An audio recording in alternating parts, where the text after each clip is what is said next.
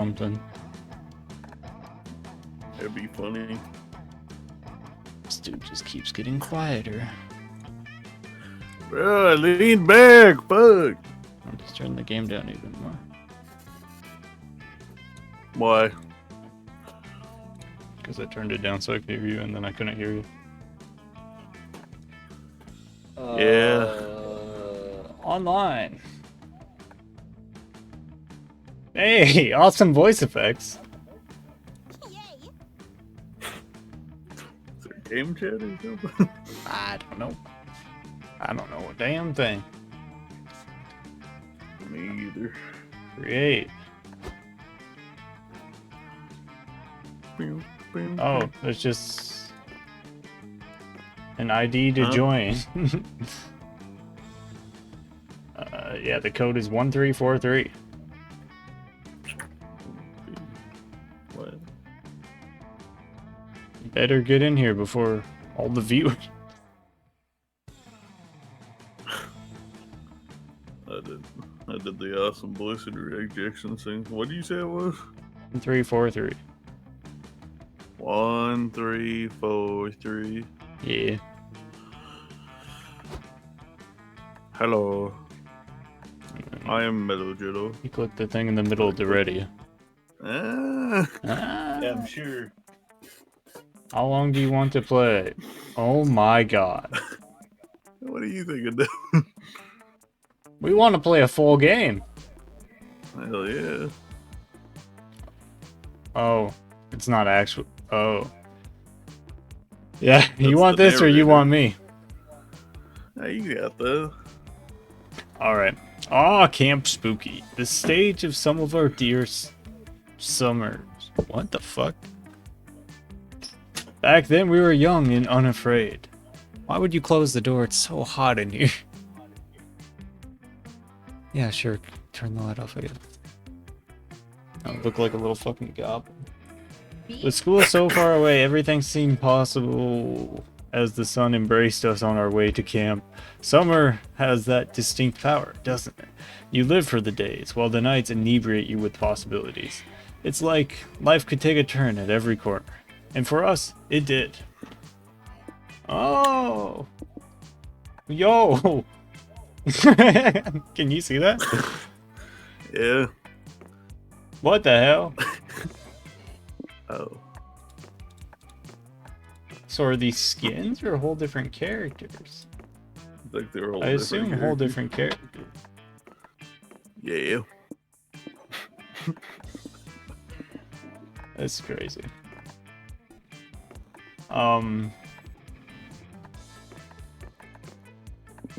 The options. True. I'm gonna be.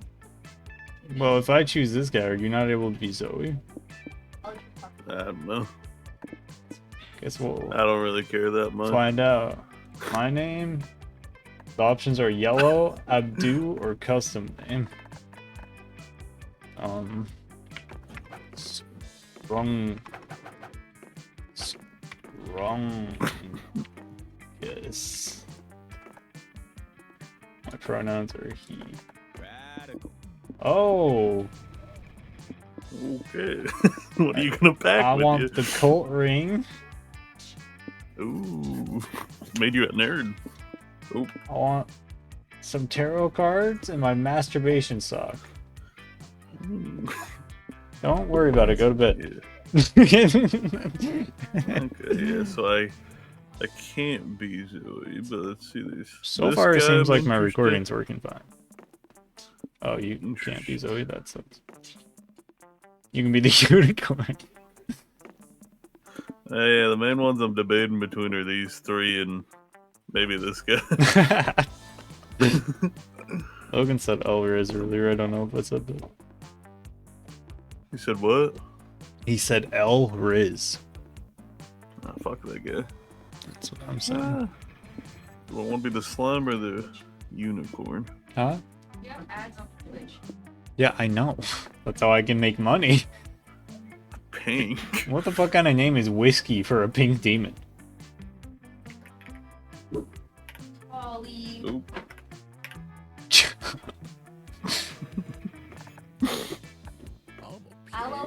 Cornelius. Well, Yo, you got vampire different son. options. I like that middle. Yo, Oh, yo, that's sick Yeah, as fuck. fuck. Damn, Hell you got yeah. good options. Like this. Is that a lemonade body pillow? It's a Dakimakura, Devin. What the fuck is a Dakimakura? It's basically the exact same as a body pillow. Oh. Oh, one I might think it's say just that the Japanese. Monster Prom had hardened us on the highs and lows of love. But no, in love we're always absolute beginners. And summer camp was no different. No one You're gonna talked be doing this about for it. 90 minutes. Huh? You're gonna be doing this for 90 Oh, I know. minutes, apparently. No one talked about it, but the idea of a summer love loomed over our heads. Close to the last days of summer, there was a meteor shower happening, just 5 weeks away. Everyone knew that if you were into someone, you were going to watch that damn thing together. I'm not dyslexic. I should have turned on the You need that dyslexia bar. No. Maybe you still can. I'm scared to hit escape. Oh, settings? Yeah. Nope, can't. Well, And so a you're silent yet powerful pressure invaded us. It was the Monster Prom all over again. Everything seemed so uncertain. That's not in there, by the way. Everything but one thing. Whoever we were asking on a meteor shower fucked. date, Kara. it was probably going to be one of the 6 coolest people on that bus. Joy Johnson Jojima, 23, a badass witch who wanted to chill a bit after saving the world countless times. Aravi Mishra, 22, a hot-headed adventurer possessed by a curse who had turned out to be the most annoying roommate ever. Calculester Hewlett Packard V1.1, a library computer who became a sentient robot ready to experience life to its fullest. Dahlia Aquino, 20, a blue buff demon and warmonger who had set her sights on conquering summer next. Damien Lave, 21, a fearless demon with a taste for destruction and a love of fire. And Milo Belladonna, 23, question mark? A Death Reaper, doubling as an internet influencer who was profoundly in love with life and all its earthly pleasures. The bus trip was long, and all of summer could be shaped by the first step well taken. And so it was clear. It all came down to breaking the ice and causing a good impression with the right person. Oh! What's my favorite hobby? Efficient farming, definitely. Crimes. Yeah, that's it. Raising succulents, being popular, saving the world. Very anime workouts. What if it's none of these? Well, I go said the with first 3 were crimes. very like you. I love committing I could choose crimes. I'll go with very anime workout. Oh. Damien wants my meat. Fuck. Fuck yeah! I mean, unless you want it. Nah. I was just reading the first words because I'm like, hell yeah. Fuck yeah, crimes are Satan's perfect pastime. Anytime I'm bored, I just vandalize a gas station. It really takes the edge off. I can't wait to see all the wilderness crimes I'm gonna get up to at camp. I'm gonna carve Damien rules on so many historical trees. With any luck, YouTube will soon be carving Damien plus Scrungus forever instead.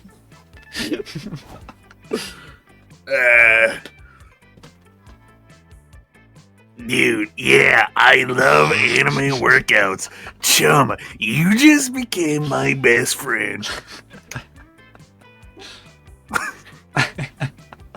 Wait, what even is an anime workout? You picked that option, sure, but I'm willing to bet you're not even 100% certain on what it meant.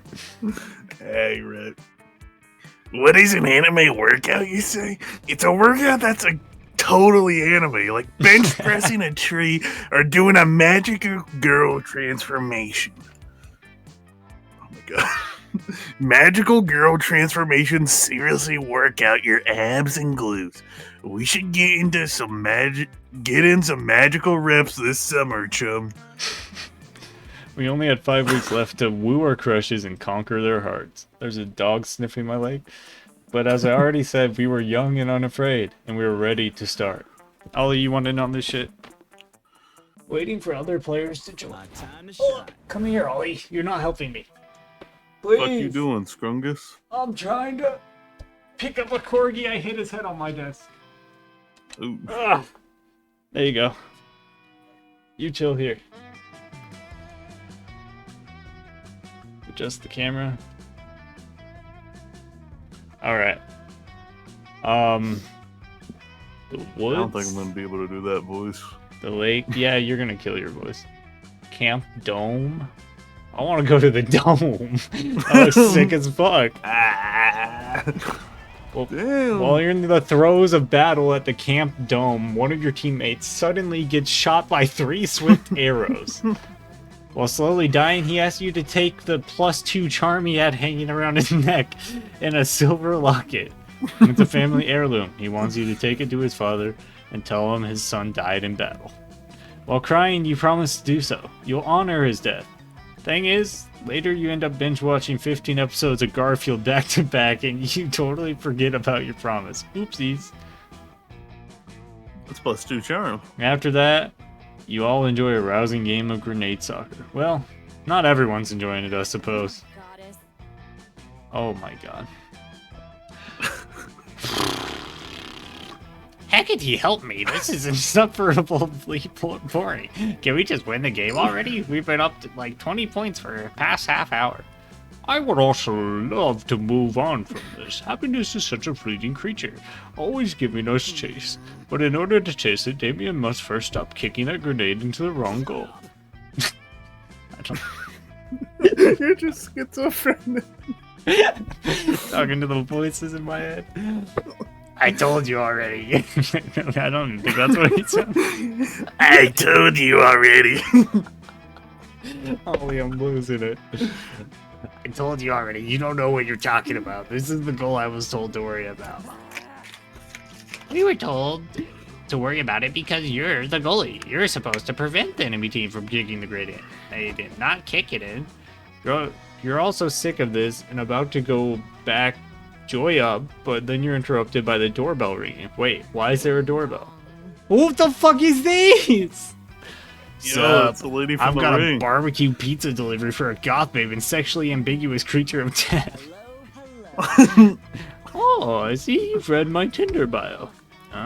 We didn't order a pizza though. Sorry, are you sure you're in the right place? Yeah, I don't remember the word. I got a little lost, but the delivery address is clearly 666 Murder Dome Way, so what about giving me a tip? I'm sorry, Dora, but this isn't the place. I would never order a pizza anyways. I much prefer fine cuisine to that freeze-dried mozzarella. Frisbee you call delivery food. Yeah, and I'm a vegan. Listen, we're in the middle of something right now, and I have zero patience to keep convincing you that I did not order. Okay, I get it. Sheesh, I'll be on my way. Wait, was that pizza enough for us? Damn it, I'm starving. If I might have actually done whatever stupid fucking thing you guys were telling me to do and ended the game. Oh well, back to goalieing. Wait, seriously? Hey, wait! That is our pizza! Are you sure? You were like super adamant that wasn't yours. Well, we were wrong. As you know, I am illustriously internet famous, so if you could please shower me with adoration and give me the pizza, that would be fabulous. Look, I'm down, but if I get caught giving food away for free, I'll get fired. You better have like some super solid proof that I should give you this pizza. Oh, you can falsify some proof, alright. How are you gonna convince the pizza girl to hand over the pie? Murder someone, pose as FBI agents, and demand the pizza as evidence? Explain that Damien is Hell's royalty, and as such, he has first night rights with the pizza. I'm gonna murder someone. Not a bad plan, I guess, but I'd really rather not murder an innocent for my own selfish needs, right, Milo? I don't care about that. I'm just really not into the mood to work overtime. Bro's voice changed 12 times. If you want something done right, you have to do it yourself. You pull the gun your mom sent you out of your pants to shoot the person nearest to you. And that person just so happens to be the pizza girl. Scruggins, what have you done? What's the problem? Now we can just take the pizza. Ow, that was kind of uncalled for, don't you think? What? Shouldn't you be dead? Nah, I'm only dead on the inside. But you're bleeding out. You need medical attention. Damn, how long is this interaction? Man, whatever, shit happened. You watched shocked as the pizza girl doesn't give a fuck so hard that she completely fails to die from the bullet wound. That was hands down the most metal thing I've ever seen. Agreed. I've seen thousands of bullet wounds in my day, but I've yet to witness someone survive like that. How did you do it? I work retail, dude. Nothing phases me anymore. When you watch a grown man strangle your manager over the price of a cup of garlic sauce, you're pretty much immune to anything the bitch of an earth can throw at you. Wow, you're genuinely so brave working such a dangerous job like that. Yeah, and honestly, fuck you, Scrumgus. You're exactly the kind of evil person that makes service workers' lives difficult. Have you no shame?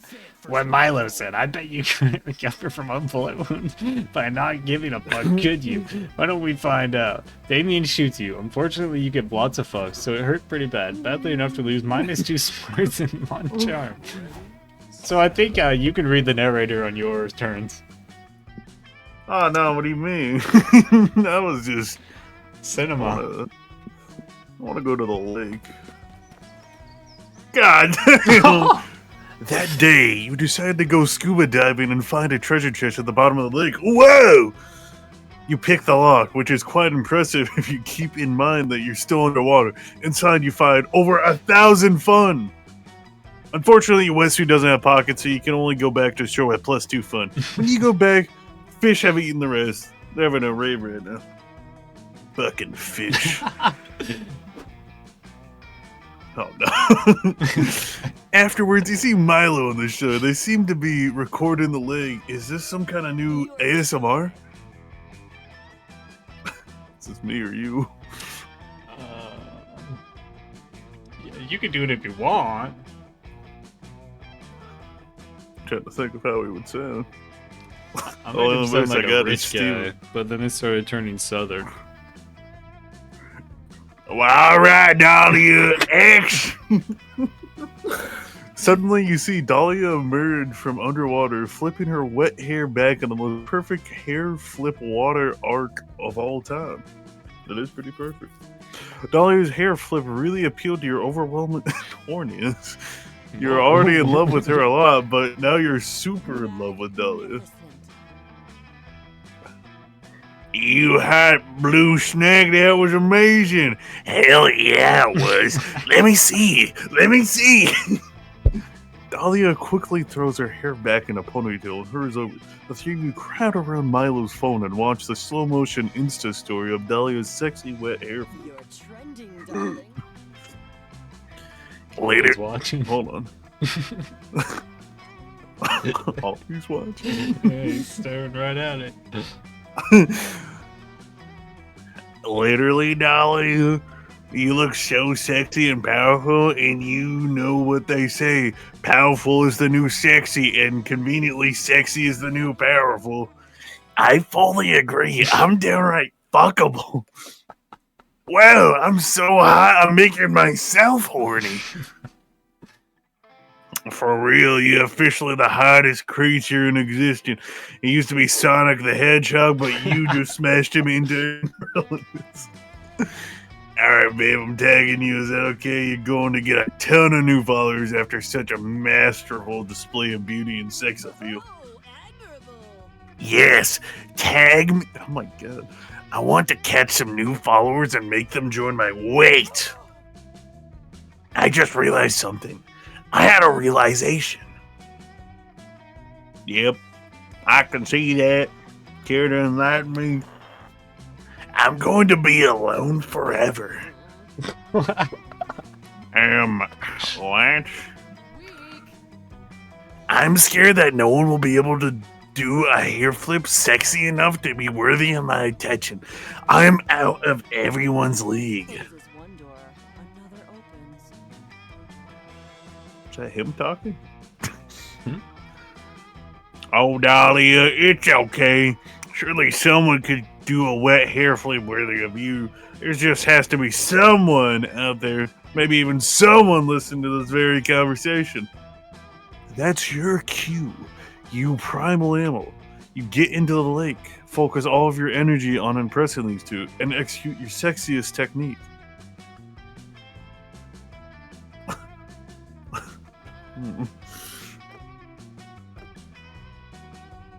Well, the top one's gotta be right now.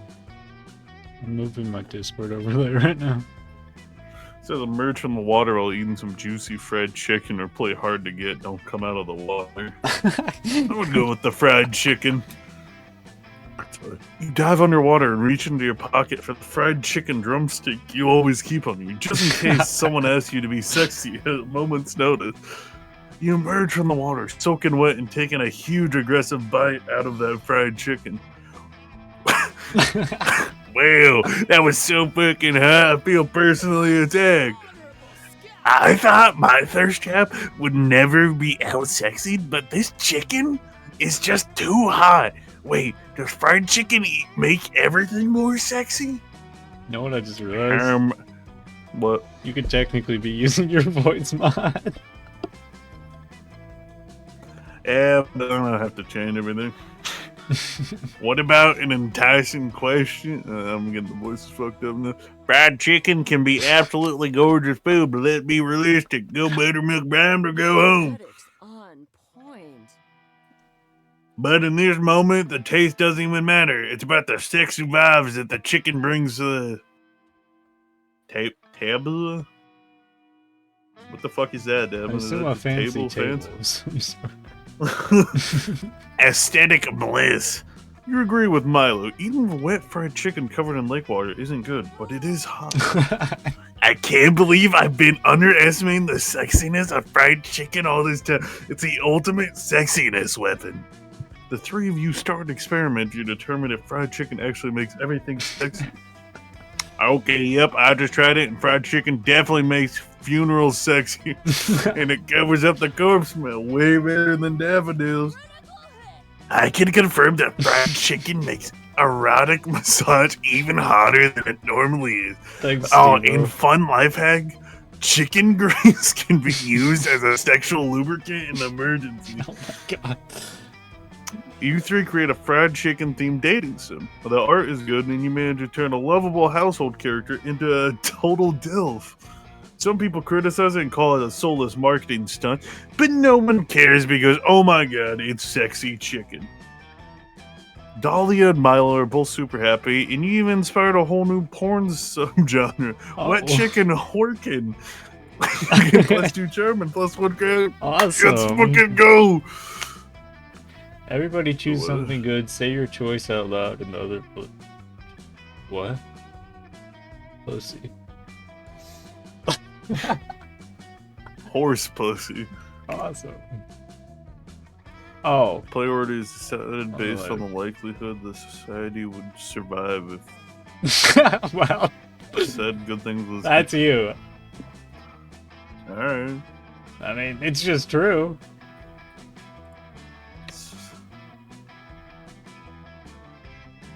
What, we're debating? Wait, I'm confused by this. You're gonna hit enter on yourself. That's click now. Because, believe it or not, I don't think society's surviving without pussy. I said horse pussy. Yeah. You think society can survive without horse pussy? I weirdly enough do. I'm gonna go to the woods. Damn. That day while hiking through the woods, you find a tree with the words J+S forever carved on it. Aww. Then another tree, you find J as a liar and a cheating hoe. That's less cute.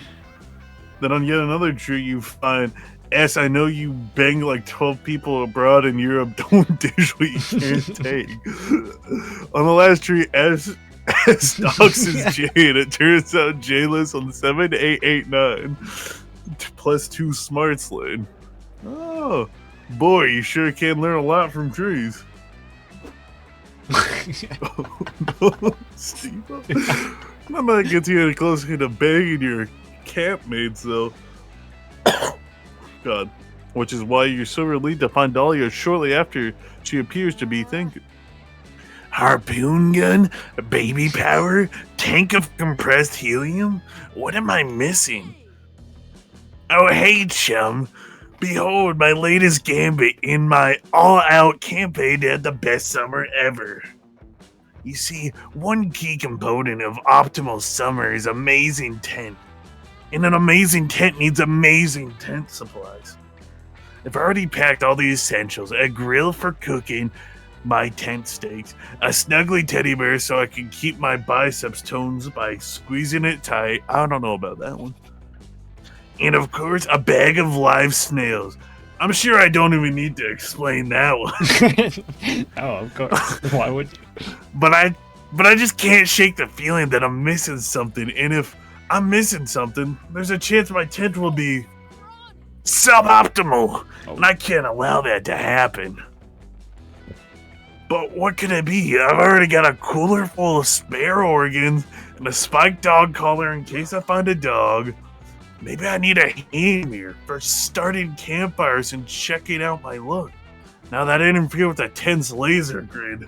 The fuck's this tent? I'm really stoned, but you look like a monster with a lot of camping savvy. Maybe you can help. If Dolly is gullible enough to believe you have camping savvy. Damn, Ted, fuck you want? What are you eating? He's probably got bigger problems. Here goes nothing. I'll let you up. I don't know what the fuck he was chewing on. Alright, what am I choosing? No one thinks about tent's well-being. Bring the tent for the tent in case the tent gets cold. Everyone knows the travel setup isn't complete without someone to share it with. Well, I gotta bring a tent for the tent in case the tent gets... Of course! I've been so self-centered I never considered how the tent might feel. I mean, what if the poor tent were to freeze to death and die? I don't want to sleep in a rotting tent, of course. I didn't even say sleep. I'll add a tent for my tent right away. But wait, what if the tent gets cold? I'll need a tent. Yes, excellent. With a tent for my tent. Every tent in my arsenal will be protected from the other. Oh dear. Your thirsty ass hates Dahlia. She follows the recursive tent problem to its natural conclusion. You set up a tent for her tent's tent, and so on until my tents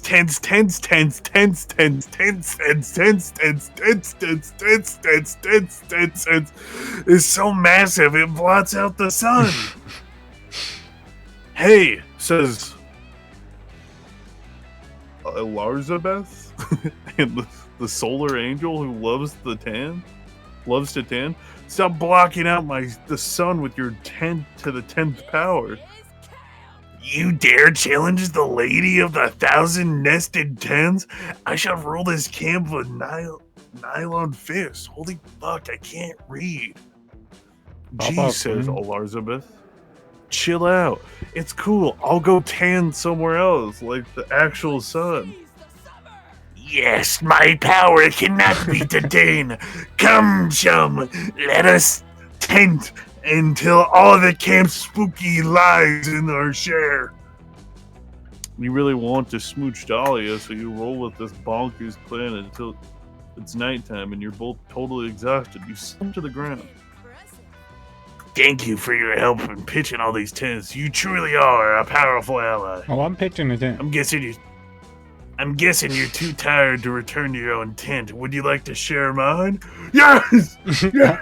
Hell yeah, I would. You follow Dolly into a mega tent tower. Only to run out of steam and pass out 54 layers deep. You don't get to snuggle with Dahlia, but you almost did. That's worth at least +2 fun and +1 charm. Watch this. I'm gonna hit the speed run. In the manor? Yeah, the manor. Oh. That day you venture into the haunted manor. Everything is going fine and you're reassured on how brave you are, when suddenly a ghost, or is it just someone wearing a blanket with 2 holes? So hard to tell the difference. Appears and whispers in your ear. Remember, one day you will be long gone, and no one will remember you. All the struggle you endure to become a better version of yourself, both personally and professionally, will eventually mean nothing. The ghost leaves while you take all that in, gaining +2 boldness in the process. I just told you you'd die. You link up with Damien afterwards. He told you Coach wanted him to dig a latrine and he could use a hand. There you are, Scrungus.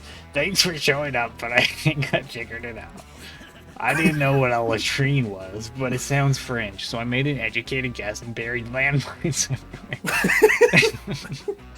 everywhere. You look at him perplexed. The French didn't invent landmines, you tell him. What? They didn't? What the fuck is the point of the Frenchman? You know what? This guy's kind of chill. Who the fuck is this? What the fuck? Oi, hey, stop burying those landmines on the property. You're dangerously close to exceeding the state of California's recommended landmine maximum, and I don't need all that paperwork. Your land? What the fuck are you talking about? I've carved my name in every building here and most of the campers. Sorry, kid. Not actually sorry, I'm evil. It's just an expression. But Camp Spooky is mine now. Here's the deed. What? No. You can't buy Camp Spooky. This is the home of some of my most treasured memories. Also, all my landmines. Your memories and explosives will have to find another home, Sonny. This is shopping mall country now. That blows utter balls. Shopping malls are useless. Why build one here? On the contrary, shopping malls still have one very important use. It's just saying less letters as I go. It started as an accent, now I'm just skipping everything. Okay, I can't do it. Got locked back in. Why, brah?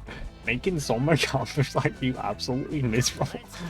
Now if you'll excuse me, I want to spill some oil in the Pacific Ocean. Employment on sea waters. I'll be back with the bulldozers this afternoon. Toodles. Fuck this. We can't let that colossal wiener bulldoze our beloved camp. I was planning to bulldoze our beloved camp. There's only one way to fix this that I will accept. Crimes. Come on, Scrungus. Help me think of an act of vandalism so heinous it'll scare the dweeb away for good. Bring in the one thing guaranteed to destroy the value of any property. Shitty neighbors. Sow salt in the soil so no shopping malls will ever grow here again. I want to go with the shitty neighbors one. You're damn right. Shitty neighbors can turn the best property into a carnival of shit. Like my fucking neighbor Randall. He smells like burning hair and has a fishing hat that I covet. God, he makes me fucking sick. But where would we find some appropriately shitty neighbors? It's not like Randall's moving anytime soon. Damn him. What we need are some skilled bad neighbor impersonators. Caper experts, you know? Or what's another way to say that? Oh yeah, we need some. Oh, it's her! Oh! Prank Masters! With the Z. They just said those. I didn't have to do all that. True. I was gonna say escapade specialist, but that's even better. We're here for the fake bad neighbor. Oh. Holly. What am I doing anymore? I don't know. These are voices.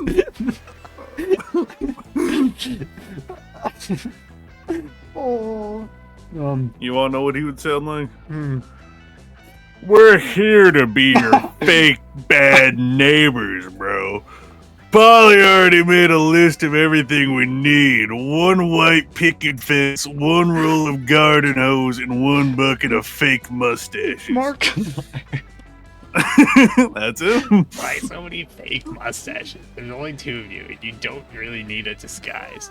I did my research, Davey, and if you took all the shitty neighbors in the world and put them in a pile, do you know how many mustaches you'd have put in that pile? 1.6 billion. Alright, you're the professionals. I'll get you some mustaches. I have a bunch of severed heads I've been meaning to shave anyway.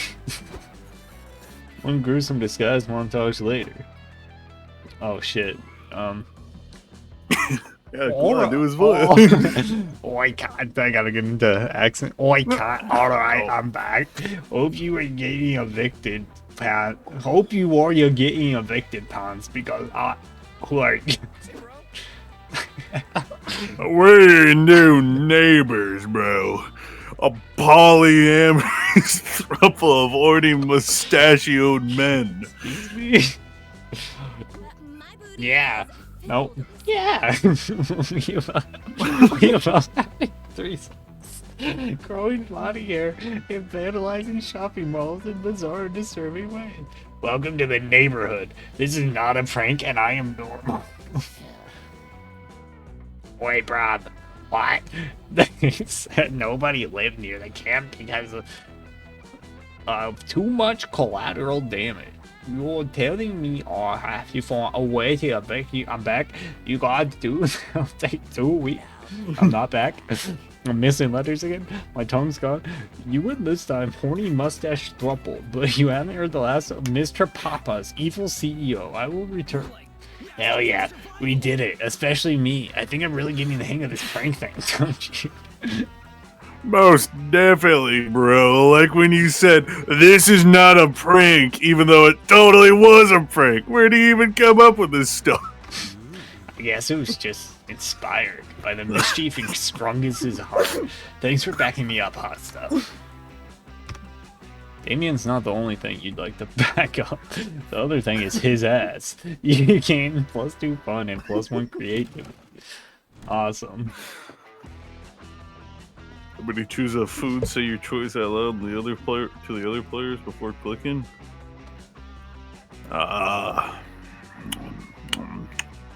No, fuck, I dropped my keyboard. Cookie. Snickerdoodle, to be exact. Bean sprout. Player orders decided based on which food would destroy prehistoric humans' digestive systems and blood.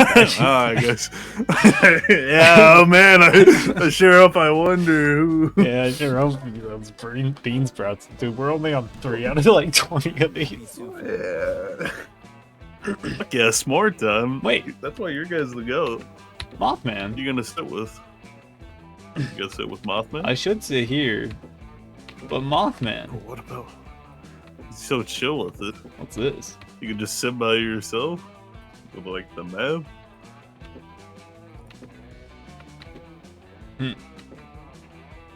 I'll sit with these gooners. You were hoping to make sexy small talk with Joy and or Damien, but they seem to be too busy having unsexy angry talk with each other. There are a million reasons why you can't be the main Coven villain next season, but I'll start with the most obvious. Villains don't ask us to fight them. I keep burping. It's ruining my life. They just do villainous things, and we try to stop them, which they don't want us to do. You're not a big bad. Just by asking us to fight you, you're already inherently proving that you would be a terrible Coven villain. But what if I'm using reverse psychology? And I'm so villainous that I know that the second I let my true villainy shine, you and the Coven will rush to fight me. So if I get you to reject me as a villain now, when I finally do unleash my villainy, you'd have already agreed not to fight me and I'll defeat the Coven with no resistance. It's an interesting point, but I'm not buying it. Don't get me wrong, you're irritating as fuck, but you're not evil. You clearly wouldn't know real evil if it burned down your tent, which is clearly going to be my next step now. Okay, the real evil here is campmates fighting with each other, when they could be flirting with you. Time to step in. Damien is a prince and everyone knows monarchies are bad. Toppling LeVay's autocracy is great next season arc material. All good villains are either orphans or have terrible parents. But you, Damien, having 2 loving dads, do you really want to give up your dads just because of... I'm gonna go with this one. I'm trying to get that Steve-O pussy. Yeah. Yeah. Oh Sure yeah. would make you burp. Good point. Hoarding that kind of wealth and power is inherently immoral. You should do something about that. Why not make me your villain and bring down democracy to the 8th circle of hell? First of all, I don't know. That sounds like presumptuous on my part. Second of all, wow, you're really quick to sell your own kingdom down the river, huh? Why not? I've never even wanted to be a prince, much less a king. All I ever wanted to be is a hairstylist and also a Coven villain. And you don't care about selling your dads down the river Styx by taking their kingdom away? I mean, not to be rude, but I want you to try to fight for me in the 8th circle. It's not like I think you'd ever actually succeed. What? Yeah, isn't Dimitri like your #1 enemy? And he shows up at our school all the time, Joy, and now our summer camp. That's kind of the exact opposite of defeated, isn't it? How dare you? Dimitri is a special circumstance. Nah, just a perfect template. It's like you always almost defeat your villain, but then always find some way to come back and keep those show going. You're pretty useless. That's it, you villain. You're officially my enemy. Whoa, that's the spirit. I'm going to destroy you and then take over the 8th circle of hell. Just don't tell Dahlia that this is gonna be my thing now instead of hers. Awesome. Next season's main recurring with a great arc. Here I come. Let's start with a guest star and go from there. Joy and Damien spend the rest of the evening plotting and counterplotting. Being enemies has made them even better friends than ever. Damien shoots you a very grateful and sexy wink.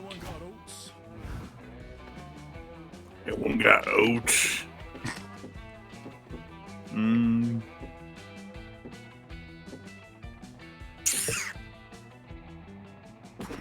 What you got? Kinda got that shit on. Chum, I'm so glad you're here. I've just heard the most astonishing rumor. There is gossip going around that Camp Spooky is not a summer camp at all. It is merely a simulation of the dating variety. The reality is we have come to accept is all, in fact, a huge farce. I can't possibly wrap my head around it. Uh-oh. You saw what this fourth wall breaking shit did to your friends before. Nobody would shut up about the world being a lie long enough for you to get any action. Please, Chum, tell me, do you think these tales are true? I can't get it out of my mind. Shit, Moss really is starting to freak out. You need to distract him with the most boggling, incredible gossip you can think of before it's too late. Choose a player to strike with your gossip skill. Uh-oh. So, like, do I just pick you then? I mean, I guess you could pick yourself if you really want to make gossip. Yeah, about me. yourself. Oh. Coyote Mud Wrestling Championship. Yogurt themed sex kids paid. Naruto. Oh, Naruto.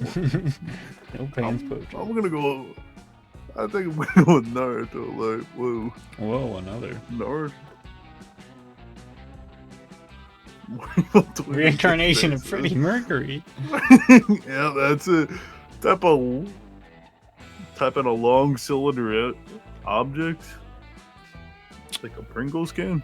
Like, and M&M's too. So they have to be large.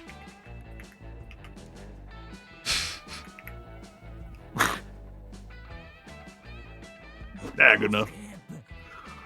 Oh, wow, that's such an engaging story. I completely forgot what we were talking about. Was it important? Well, I suppose it's no matter now. I feel so much more relaxed for some reason. I should tell everyone what you said so you can feel relaxed, too. Or you know what? Everybody's repeating your juicy, blatantly untrue rumor. Who the fuck? Have you? What the hell? I already did Steve-O. I'm just They already did the evil. evil. Have you heard about the heard about Chum yet? Well, listen up because this is a very interesting tale. A few months ago, when Chum went to his yearly Naruto LARP, he met an attractive stranger and began a secret relationship with them. It was quite the steaming affair. Chum's new partner was fun, witty, smart, and then they really knew their way around a Pringles can in bed, if you know what I mean. I do know.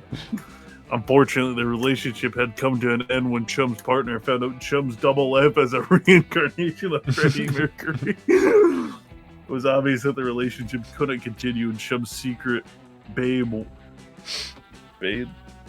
Sweetie bade him a tearful goodbye. There we go. Heard everything. We're really It's good kind of at funny reading. knowing what Chum gets what gets Chum's rocks off. I won't be able to get it out of my mind next time I talk to him. You used Damn. your gossip powers for good today. As a result, Chum gets plus perform. Do with that what you will. Yeah, baby! Let's trade. All picks. about the mitts. Everybody pick a fictional character, say your choice out loud, and to the other player. Ah, there's a spelling error. What? This shit needs True. updated. Oh, I didn't even realize Zoe said it. Is that where you got M&M tube from? Zoe saying M&M tube? No. It's a She said Reddit M&M post. Tube. No, I gotta You know that one? Shaped object. Yeah, I know the guy that got his dick. Yeah, Him and no, and he's I like, just said "How that. would I? I don't have your chat. How would I get it out?" It's from a. Yeah, I know it's from a Reddit post, guys. What am I choosing? A fictional character? Yeah. You're- I'm gonna go with gonna go- Chum. I'm gonna go with Bale the Dread. Alright. Chum from Frag Phone, by the way. For everyone else. Player orders decided based on which fictional character is least likely to know how to pitch a tinker. I feel like it's probably you. You think I Bale don't think can Bale pitch a can pitch a tinker. Alright. Is that Fish Kapow? What? You're getting No, fish kapows? That's Kapow Fish. That's that Fish Kapow! Alright, what haven't we done? We haven't been here. This guy's always going first. Because I'm the goat. Holy shit. Never mind, I see why. I'll stand down. That day in the Monster Scouts, you all learn how to identify different animal tracks. First, you practice identifying bears and deers, but then you start having to identify a way more specific track. You identify the tracks of a sculptor, half human, half sculptor. You follow the tracks until you find the legendary beast. The sculptor teaches you the basics of sculpture. You gain +2 creativity. Damn, I got a lot of fun. Holy shit. You find yourself trapped in yet another one of the coach's intermediable. Oh my god, I can't read. Safety workshop. Reading. Okay, here's the scenario. I Stand can't. for my arrival. Stand for my arrival room. Okay, here's a scenario for you. You're lost in the woods without any water. How do you survive? I got this one, don't you worry. Well, Oh, you want it? No. I was fuck gonna that do shit the up. same What? thing. Well, I'm a the terrible average reader? organic Fuck you. body is composed of roughly 80% water. A third of one of my companion's blood should be sufficient to keep everyone hydrated. I forgot like it. Great. What about you, Milo? So who does this one then? Mine or yours? I can take it since you're already doing 2 for this. Alright. How do you do a southern accent? You get that southern twang on it. You know what I'm saying? Oh, I'm not.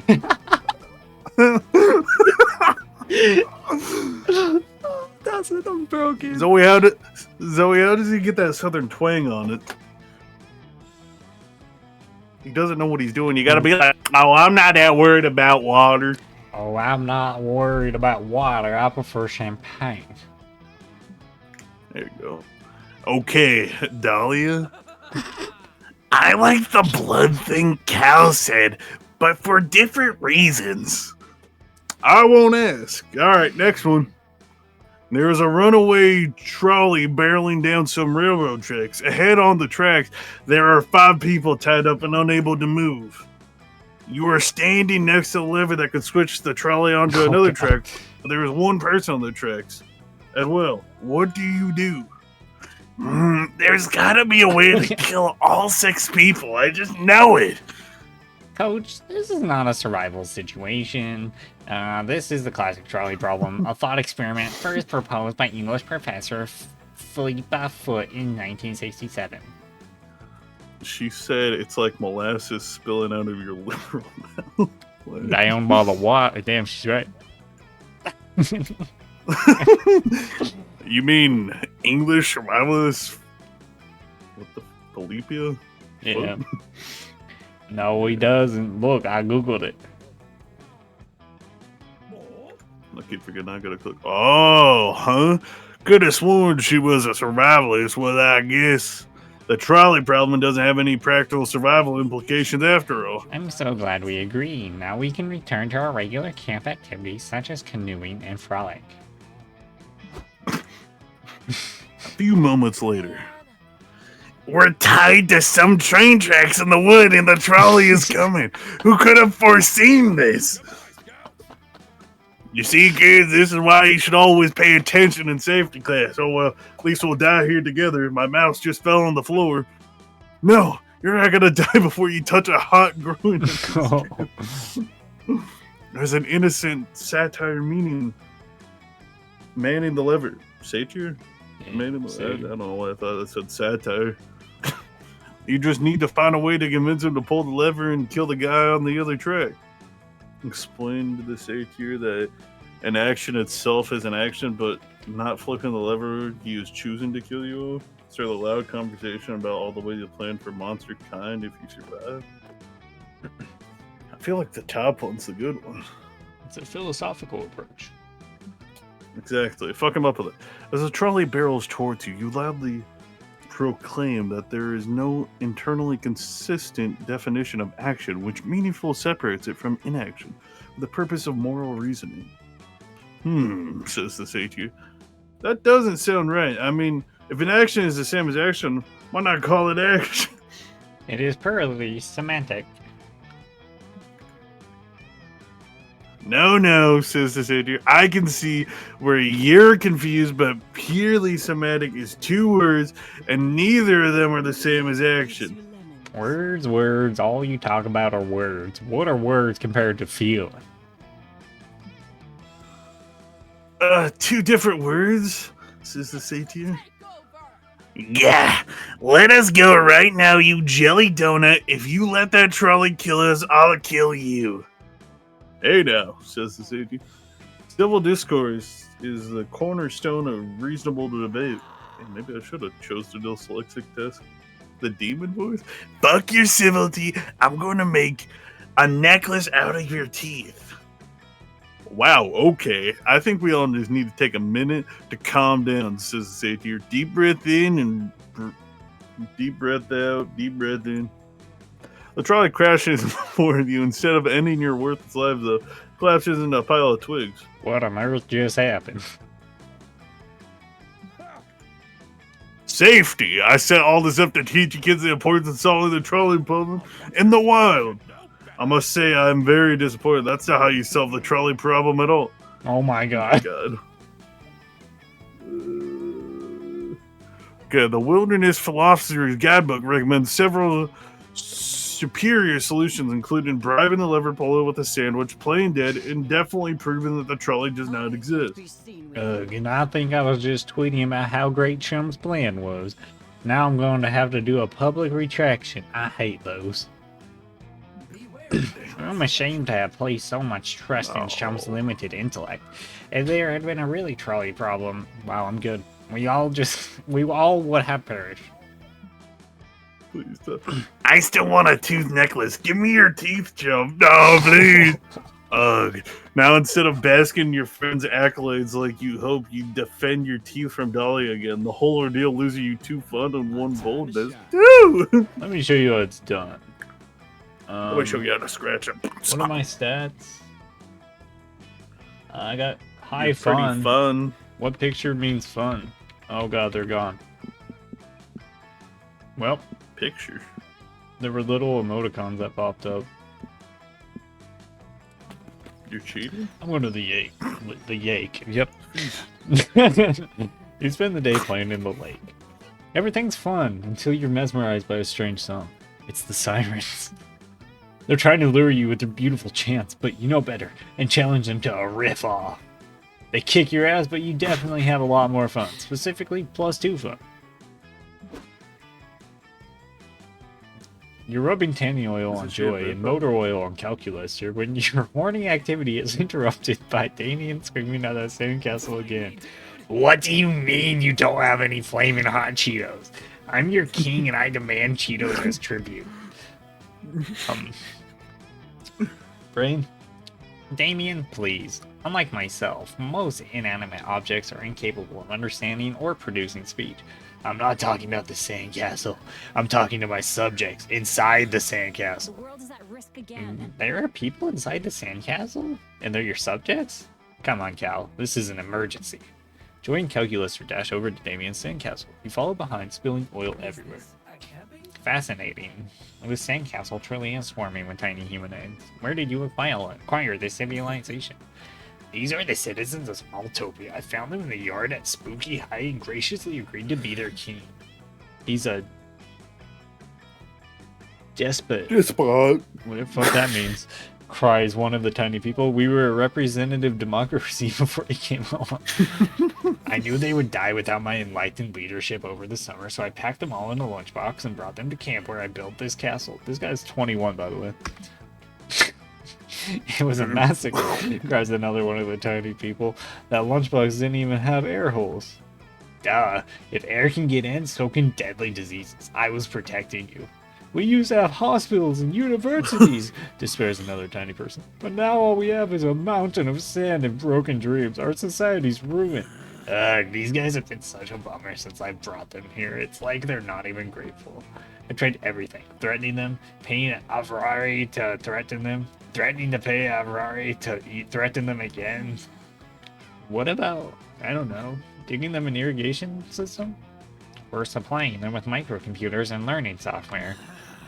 Oh, good idea. Then I can threaten to take those things away if they don't stop moping. That'll cheer them up. Was sad. You know, how about Cal and I focus on improving the Smalltopia infrastructure? You can help by, this is delicate. If Damien's not allowed to help, he will definitely go apeshit. But one of his ways of helping involves going apeshit anyways. Quick, give him a non-destructive way to improve Smalltopia. Help him find some beach-appropriate decoration for the castle. He can't fuck that up. Introduce some hermit crabs. Surely this can't go wrong. Hell yeah, hermit crabs are badass. Their nature's crabs. He's not wrong. What a fucking go. All crabs are nature's crabs, Damien. So you're saying I'm right. Alright, let's wrangle some crabs. No, wait, those crabs will overrun the city and slaughter the defenseless Smalltopians. Oh. Hey, lady, says a small voice. Where do you get off calling us defenseless? That's pretty patronized. She's merely looking out for your safety, tiny people. The crabs are much larger than you see. What are you calling tiny people? Oh, what? You think we're too dumb to handle a giant enemy crab? Those things have huge weak points. We'll be fine. Okay, so what I'm hearing is that I should get a bucket of crabs and dump them on Smalltopia. Well, no. You need Damien bed? Oh. Fair enough. Well, now. Fuck. Well, now I don't recommend dumping them all, says the tiny voice, but it's too late. Damien's already back with a bucket of crabs ready to dump. Oh no, I cannot bear to watch this army of crabs descend upon the Smalltopians in an orgy of peaceful coexistence. Such a twist. Wow, it looks like the crabs and the Smalltopians are natural allies. They're getting along great. The Smalltopians are teaching the crabs critical thinking and team sports. And the crabs are teaching the Smalltopians advanced surgical techniques that they've never been able to perform themselves because of their lack of fingers. Contrary to everyone's expectations, Smalltopians and the new citizens of Crabdobby live together in peace and harmony. Everyone is happy except for Damien, who thinks peace is dumb. Then one of the crabs pinches him on the eyeball, and he thinks that's pretty metal. Now everybody's happy. He gained +2 boldness and 1 charm. That shit's metal, dude. Everybody choose something bad. Say your choice out loud and to the other person before clicking. I'll let you go first. AIDS. Terrorist. Player order is decided based on how plausible it would be to make a deadly fantasy weapon out of sex. No, you can take that one. I don't mind. Chat, anyone here? AIDS sword? Yeah, what if I make a sword out of AIDS? What about making sword out of terrorists? I think this one's a toss-up. Alright, terrorists are worse than AIDS. You heard it here first. Week 2 evening, baby. Yeah. My time to shine. I swear I've heard that guy from some other game or something. Alright, the options are woods, lake, Campstone Manor, Scout HQ. I'm gonna go to the woods. Damn, I look chill as fuck. That day you go searching the woods for edible wildflowers to make a delicious wildflower soup.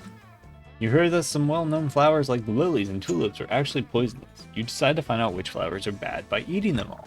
A few hours later, you're vomited up all the contents of your stomach, and you have a comprehensive list of the flowers not to put in the soup next time. Nice! You gain +2 smart. Wildflower soup forever. You and Damien are lounging together. It's interesting how in this one, it seems like once you pick, when you accidentally pick your person at the start, you're like permanently with them. Yeah, this one you just get the character that you chose at the start, like, and not like you have to basically pursue them. You and Damien are lounging together, having a surprisingly chill time reading comics. This is going to sound crazy, but can you pass me that one that doesn't have someone putting his fist through someone else on the cover? What's up, loser? Oh god. Do we have any voices left over? Oi, bruv! Wait, what's this now? You're going to read the actual words that might describe something other than punching? What? No. Who said that? I was just asking for the one without someone punching so that I could eat it, obviously. Zoe, the ones we wanted to romance, I mean, I think I'm fine with the blue lady. I don't know about Davin. But basically, we made one option at the start that made it where Davin's basically going for the red guy, Damien, and I'm going for the blue demon lady. Yep. I don't remember the rest, honestly, but... Alright, what did I say, Dahlia? I told you it's getting soft. But not so soft that you won't still come sand strangling and ocean kicking with us tonight, right? My biceps are ready to choke that sand right out, and I got special boots made with spikes on the bottom and the sides and on top so I can really show the waves who's the boss. Well, that sounds great. Two duo voices in the same time. How do you... Bye. Speaking of the ocean, I was actually going to watch this documentary on dolphins tonight. I'm making popcorns and baking dolphin-shaped cookies if you want to join. Wow, you've changed, Damien. It's no wonder the wildfire hasn't appeared to you yet. What? The what? What do you mean? I know you've been on the hunt for the elusive wildfire, and I know it's thus far eluded you, and I also know why. You are unworthy. The wildfire only appears those who are badass enough to become worthy of its unbridled glory and untamed majesty. It's true. I was just in the woods one day playing with matches, and suddenly, out of nowhere, the wildfire just appeared. It was one of the most magical moments of my life. There's nothing like seeing a wildfire out in its natural habitat. Wow. It's too bad, mate. You'll never see it. Face it, David. You're just not metal anymore. Not metal? Not metal?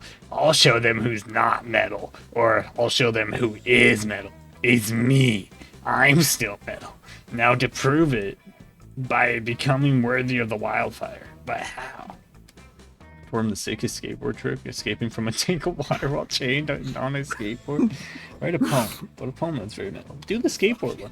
Oh, hell yeah. Wait, what happened to me? What'd you do to me? Ah, hell yeah. That's all kinds of metal. The chains are gonna be metal, and the top of the water tank will be metal, I guess. And the wheels of the skateboard, are those metal? Who cares? Point is, lots of metal, and I'll be the metalist of all. In fact, let's find even more metal. I'm gonna have a tuning fork in each hand when you chain me. No, wait. A tuning fork in one hand and a regular fork in the other. I think there's a metal suit of armor in the Haunted Manor. I can wear that too. You managed to convince Damien not to put on a heavy suit of armor before you lock him in a tank full of water, which is good, because you can't smooch him if he drowns. I mean, I guess you could, but you're not really into that, so it's better if he survives. You find a tank of water, put a skateboard at the bottom, chain Damien up, and then throw him in that so he sinks onto the skateboard. But because he is, as he claims, super metal, it doesn't take Damien long at all to break out of the water tank with a sick-ass flip. He skateboards down the side of the water tank doing a one-arm handstand on the board. He does a double somersault in the air, hitting the tuning fork with the regular fork to create a beautiful and magical pitch as he lands right side up on the skateboard. Fuck. Fucking yeah. Wildfire, come at me, bro. Oh, silly Damien, you can't call a wildfire and pierce you when you're worthy, which you're not. Yes, I am. I just did the sickest, most metalist skateboard trick ever. I mean, I didn't see it. If a demon does a sick-ass kickflip in the woods, but nobody's there to see it, was it metal as fuck? Obviously, yes. Obviously not. What a wildfire would ever been. Scrungus saw it, ass. Oh, oh, Damien, we all know Scrungus is a thirsty bitch who would say anything to get attention from you. Dahlia's right. You are a thirsty bitch, Scrungus. But you're a thirsty bitch who helped me out today, and I appreciate it. Let's try again sometime soon. I know next time we can get that wildfire to show itself for real. You're not sure that the mystical wildfire actually works, but if Damien wants to hang out with you more, you're not going to stop him. You gain +2 fun and +1 charm. Start your engines. Start your engine. That's a voice. I gotta go to the Thunderdome. You're huddled behind a bullet bunker in the throes of a tail tag battle royale against the camp rival champ. You sure that this is the end? My God, let me just take a drink before I continue. You know what's crazy? We're an hour and 6 minutes in and we're not even halfway. That's why we're the GOATs. You lived a good life, you think. Next to you is a camp rival camp member shivering and crying and out of ammo. Why guns are part of the tail tag is beyond your comprehension. Is this where we die, chum?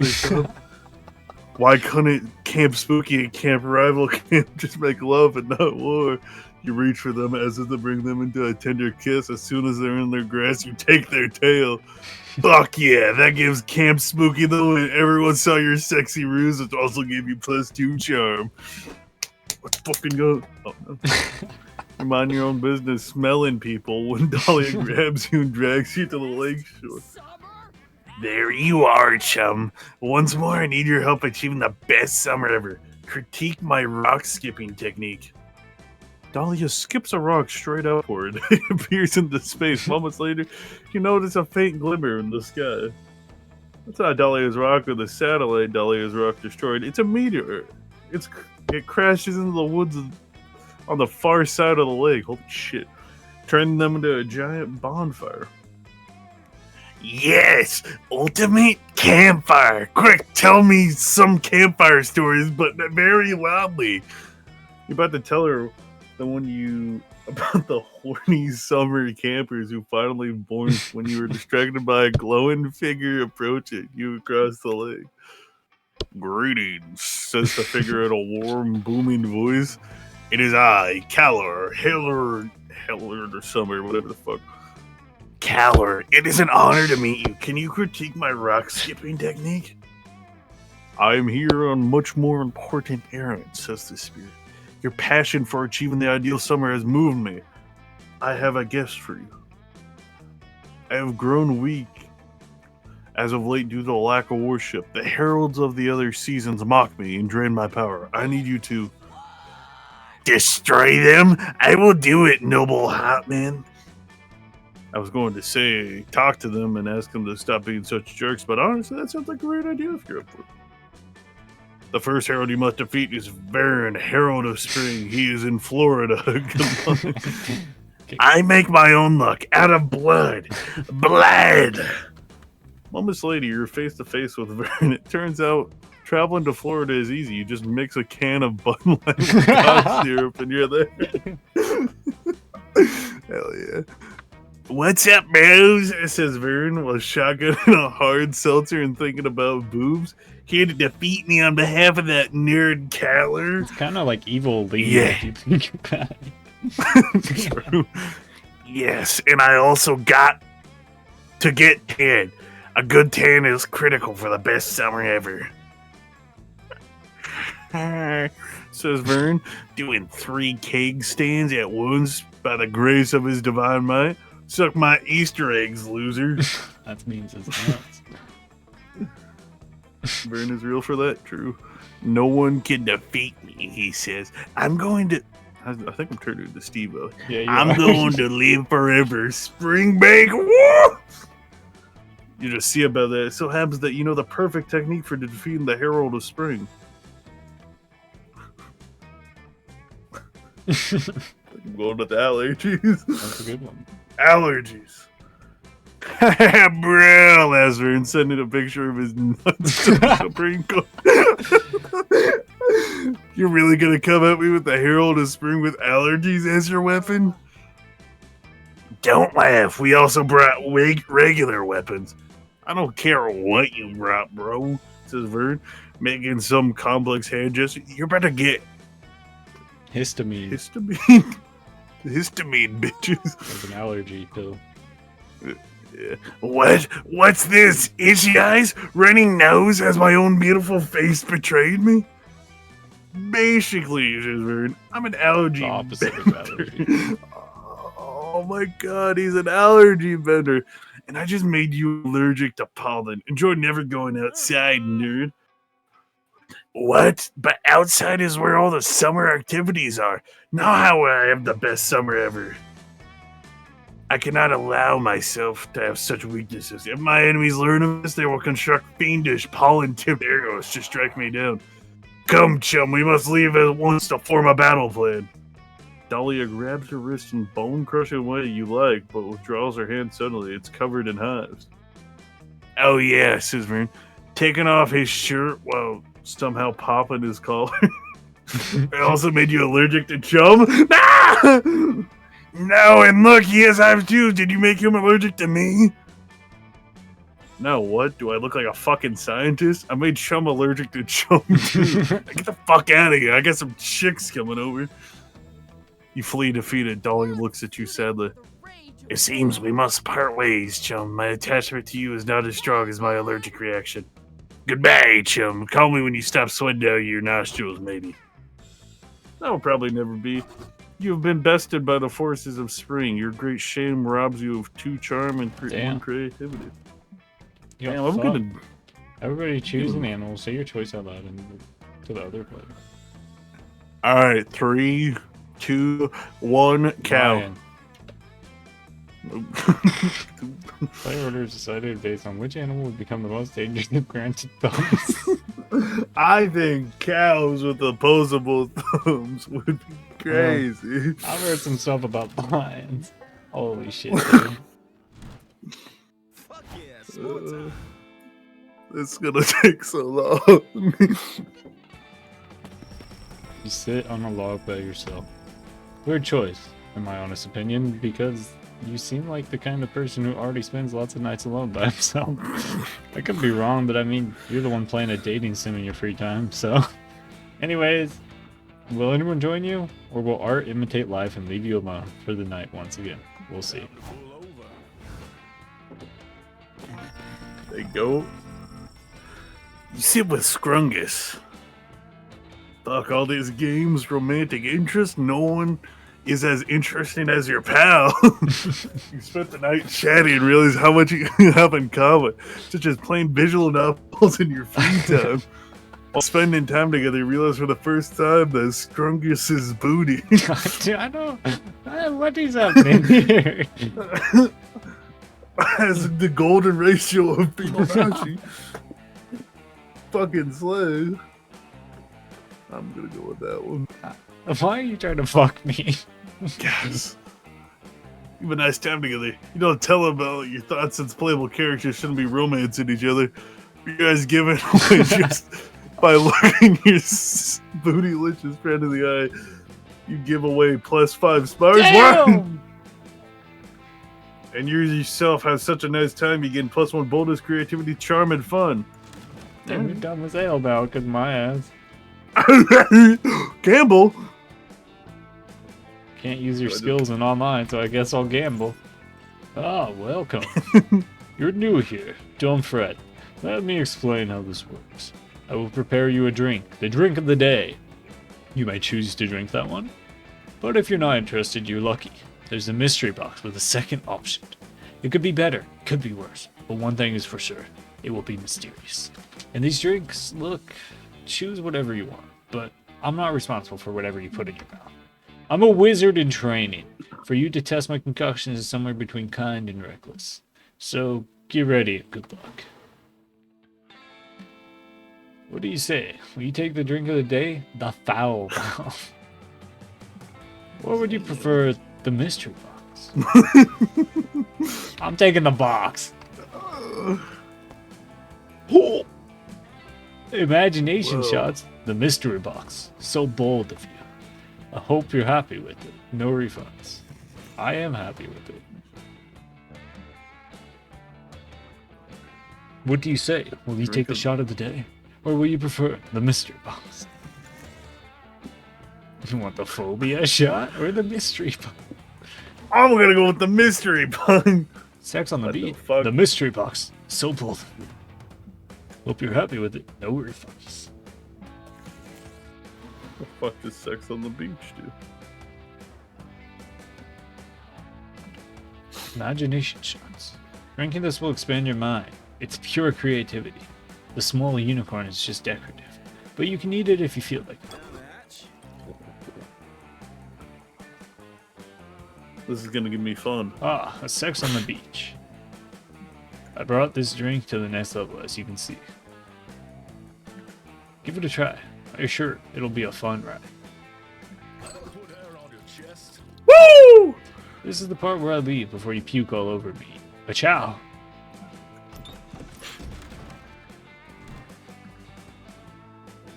Are you ready to choose the celebrity? Say your choice out loud to the other player.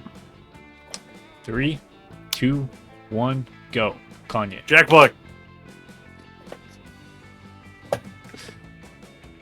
Which celebrity you want to open a bed and yeah, just go pick yourself. You don't want to open a breakfast with Kanye? It depends which Kanye.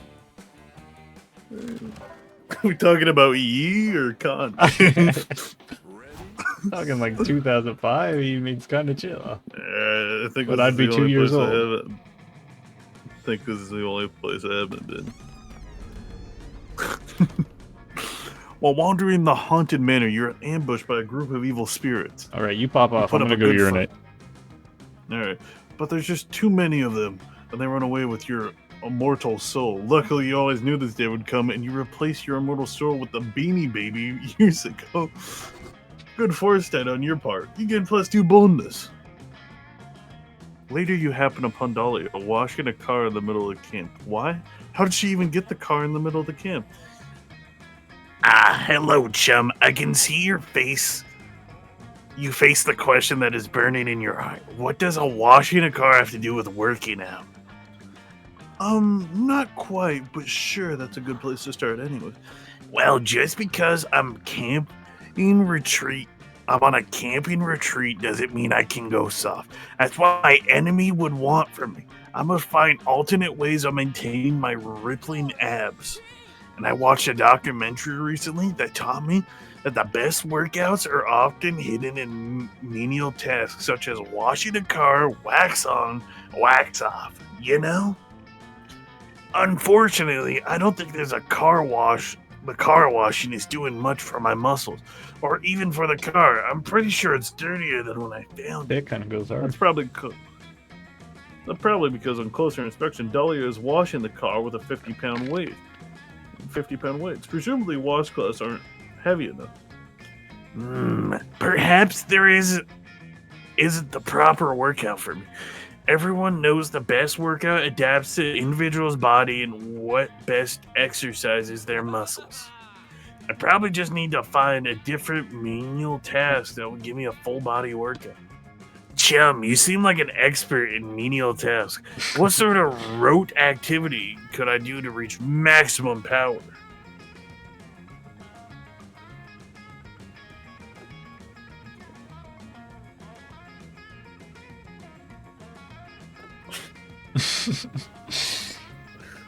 Both Yeah, I pretty know good. the bottom. I feel like the bottom one's not gonna give me anything, but I don't know. It might. I'll go with the checkbook one. Oh, intriguing. Your idea has potential to achieve the balance of body, mind, and finances. It will be a workout the likes I have never undertaken. Dahlia borrows a checkbook from Coach, and the only person in the camp old enough to have one, and starts doing some calculations.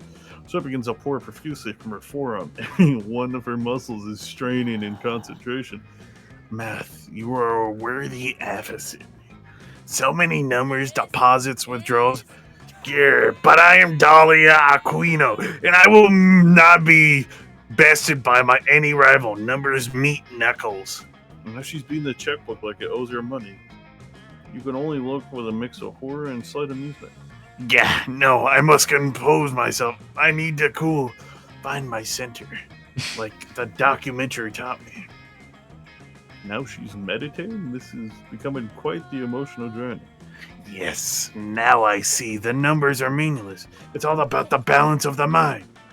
Once you look past the difficult adding and subtracting in decimals, you see that all that matters is your zen.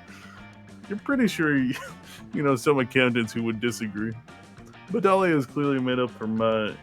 And eyes closed, she's now writing a series of meaningless numbers across Coach's checkbook. By the time she's done, the checkbook is just a mess of numbers and silly doodles of her beating up. I clicked too fast. Coach's finances are in shambles, but Dahlia seems happy, and you're pretty sure she's got like 10% stronger from punching the shit out of the checkbook. This has been a horrible finance event, but great work out of it. This qualifies you to be a Wall Street trader. You get +2 charm and +1 fun. Hell yeah. Wolf of Hell Wall yeah. Street. Oh. I'll go to Scout HQ. That day, there's a guest speaker at the Monster Scouts HQ. She's a where eagle. Monster Scout here to tell you about advancing through the levels. Her speech is surprisingly interesting. She started out at Camp Spooky just like you and worked super hard to earn every single badge. She also hints at some possible foul play, including her murdering a high-level scout and wearing her skin as a disguise in order to advance through the ranks. She sure is expiring. You're too busy flirting with your friends to dedicate that kind of time to Monster Scout, That but sure still, is her horrifying. speech instills you with +2 creativity. What about it? I've just been looking at that face the whole time. You're Oh, shit, resorting that your game. collection of Pokemon cards. Pokemon, not Pokemon. Pokemon card, thinking wistfully of Terry. The Terry the Taxman you once traded for an Arctic colonialist, Ernest Shackleton. Then you're interrupted. There you are, Scrumpus. I've been looking everywhere for you. The words on those words warm your heart more than any fire ever could. Even the weather wildfire for which Damien is presumably searching desperately once more. I'm searching desperately for the wildfire once more. And there it is. Since you were such a big help last time, I thought you might want to try again. I mean, you weren't such a big help as to actually bring the wildfire, but I did appreciate your support and enthusiasm. And mostly, if I do find the wildfire, I'm going to need a witness to prove it. I realize our approach last time was all wrong. Yeah, but fire is most known for being radical and metal. Yes, of course it is, but it's also known for being dangerous and reckless, obeying no laws and fearing nothing. The wildfire will not simply appear to those who are radical and metal, or it totally would have already come to me. I need to do something truly, unmistakably dangerous and reckless to lure that sneaky wildfire out. Any thoughts? You're so tempted to tell Damien that the appearance of wildfire is based on weather and foliage, but not worthiness, and Alvarado was just fucking with him. But doing that would be against your own interest, since this would cut short this valuable bonding time. So you make up some reckless, dangerous, stupid bullshit because apparently putting your crush in danger is worth it for you as long as you can do shenanigans with it. You should really do some introspection about this later. What? Later vis-a-vis. I don't know what that fucking means. Priorities and ethic. But for now, Yeah, I don't know. you pitch Damien the best idea you've got. Enroll in an expensive university and declare a useless major that has no job secured. That's you. Someone truly reckless would travel at 150 miles per hour Ferrari being driven by a cat. Cats don't give a fuck. Fuck yeah. Yes. I'm into it. And I can always stir up a Ferrari at a moment's notice because that's how badass I am. But where the fuck are we gonna get a cat?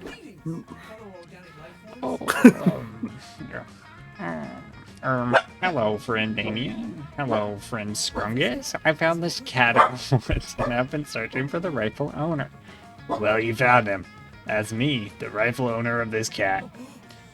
Is this true? Friend Damien, you do not seem like the type to voluntarily take care of a small, helpless creature with love and care.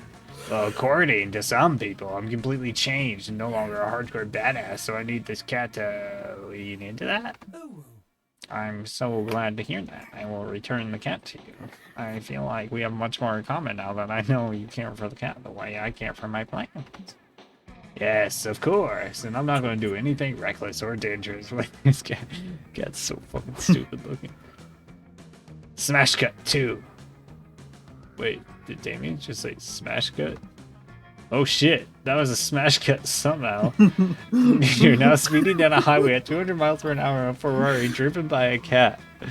Driven is in quotes because the cat has no thumbs and is too small, so it's just a cat calmly sitting on the gas pedal of the Ferrari, literally floored. Hell yeah, this is so awesome and reckless. We're going so fast. We're going so fast, like really, really fast. So reckless. So fast, so reckless. Maybe too fast? Too reckless? As the car starts to drift head-on into traffic because no one is steering, Damien lunges for the wheel and steers you safely out of traffic. Then slams safely on the brakes. The cat leaps gracefully out of the car, giving no fuck. I can't believe I just wimped out on that. I was out-reckless by a cat. A cat!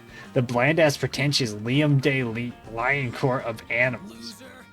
Why did you set me up to fail like this, Scrungus? My self-esteem has never been worse. I'm lower than a cat. The wildfire will never appear to me now. A Ferrari driven by a cat seems like a very Damien thing, but maybe you underestimated his growth as a person. In this case, that unfortunately cost you 2 smarts. Damn. That sucks. You just fucking right out. Celebrity. I've learned my lesson. 3, Right. 2, 1, go. Markiplier. Ryan Reynolds. Player orders decided based on how many scout badges you think the celebrity would have. Order goes from most badges to least. Probably Mark. Fine, I'll go first. Yeah, you're the guy that was bitching, man. Yeah, we're halfway there. Oh boy, oh boy, oh boy. So you practice voice acting, Devin. Hmm? So you practice voice acting. By doing the Steve-O voice for 3 hours. Oh, that's only one of the characters. We're on pace for 3 hours. Hey, man. I'm gonna go to Probably as long as Blood what Dome. Baldur's Gate. that day at the Camp Dome. You play hacky sack.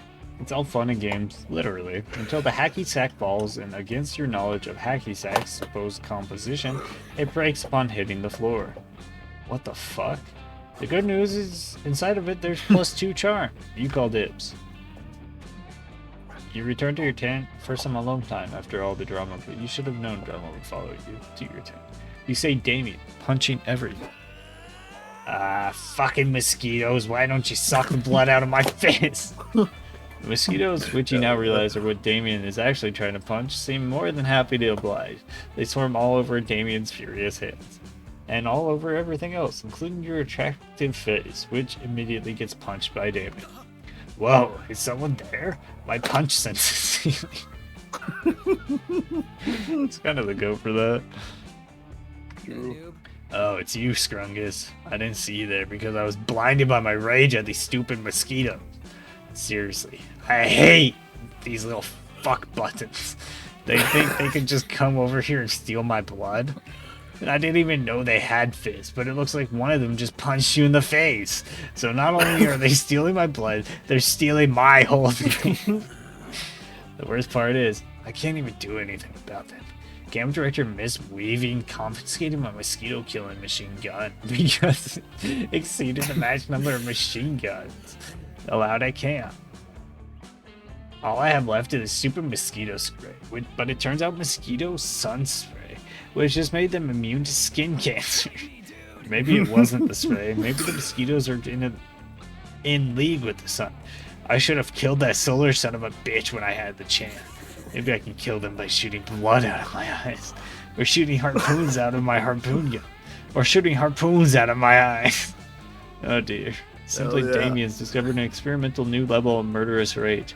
You'd better find a way to rid him of these mosquitoes, because you're the only one who should be allowed to bite that spicy red skin. Steal Damien's blood back from the mosquitoes and the most ambitious heist of the Camp Spooky history? Mosquitoes can't stand the smell of lavender, citronella, or lemongrass. Replace all of Damien's blood with essential oils. Huh. That's a hard one. We're gonna heist it back. A heist, you say? You crazy son of a bitch, I'm in. And I know just the guy. Damien leads you through a false tent, into a secret sub-basement, past a password door, into an underground speakeasy, gambling den, chop shop, laundromat. You're greeted by a writhing ball of fingers in a tank top, smoking a cigar. Damien LeVay says somehow. I didn't know you were still alive. Not for lack of trying, Jimmy Fingers. Listen, I'm putting a crew together. I need a hand, if you know what I mean. Too bad, says Jimmy Fingers. I'm all thumbs. Come on, Jimmy. One last job. What would Delilah say if she... Alright, you devil. What's the job? A casino? A bank? Some kind of casino bank hybrid? Even better. This time we're stealing all my blood back from the mosquitoes that bit me at summer camp. All the blood from all of the mosquitoes? Are you telling me? That's right. I'm talking about a classic Transylvania hot tub, a Seth Brundle, and a reverse Romanian Wilkinson. A look of awe creeps across Jimmy Fingers. You crazy son of a bitch. I'm in. One montage set to upbeat jazz music later, you're gathered your crew. After another montage, you've completed the heist. God bless jazzy montages. But when you open the biohazard bags, hoping to find Damien's blood, what you find instead is... Beans? We've been betrayed. Who's the rat? No. Not to point fingers, says Jimmy Fingers. But do you think we might have been betrayed by the hacker Fancy Florida? I'm just saying, she's a giant mosquito, so... That's incredibly racist, buzzes Fancy Florida, her proboscis innocently siphoning blood from Damien's neck. What about Ralph Rodent, the safecracker? He's an actual rat person. I'm so confused. I don't know who it can be. The only person obviously at fault here is Scrungus for suggesting this stupid heist in the first place. Let's steal off his blood. Finally, a plan everyone can get behind, except for you. But who wants to listen to a dweeb who just lost 2 charm and 1 fun? Damn, I can't win. Yeah, we're bad at sex. Where's my mouth? There it is. Don't want to go to the lake or the woods. I'm gonna go to the woods. The hell yeah. That day you go to the woods searching for edible roots to make wilderness tea. Oh, what am I, dabbing? You find lots of roots. Beetroot, ginger root, the square root of pie, root of all evil. Or brew it all together, and it's the most delicious tea you have ever had. It's so rooted with knowledge that you gain +2 smarts. Later, you're busy making your bionicles smooch each other until the calculester grabs you, Damien and Dahlia, and leads you to deep into the woods. Friends, thank you for responding to my behavior. I was trying to simulate severe distress. First off, greetings. Have no fear. I bestow my greetings. Hey. I have assembled you here because... Why do you scream like that? As you can see, there is a critical plant emergency in the forest. These plants are failing to pollinate. The situation is dire. There is a 99.98 likelihood that this negativity affect the plant population of the woods. Are you saying what I think you're saying? Are we in the middle of a plant apocalypse? Dahlia, that is completely correct. Accurate. Also, I admire your word choice. Please, I need you three to help me save these botanical organisms. Plants are actually pretty fucking metal. Did you know there are plants that can eat a whole car if you dare them to? I'm down to help. I'm certain that's accurate, but I'm also excited that you have agreed to help me. Certainly not. Have no fear. Dahlia is here. I will also help. Hail Dahlia, the savior of plants. Oh, and before I forget, I just have one more question. What is pollination? Why does it matter, even at all? Oh, that's an excellent question. Plant biology is one of my favorite internet search terms, so I'd be happy to give you an explanation. I'm pretty dapper myself. Simply put, pollination is the act of transferring pollen grains from the male anther of a flower to the female stigma. What is pollination? Wait, is pollination the reason why trees smell like jizz in the spring? I was getting the weirdest boners from that smell. What the fuck? Pollen travels from one flower to another via animals or insects. We call animals or insects that transfer pollen from plant to plant pollinators.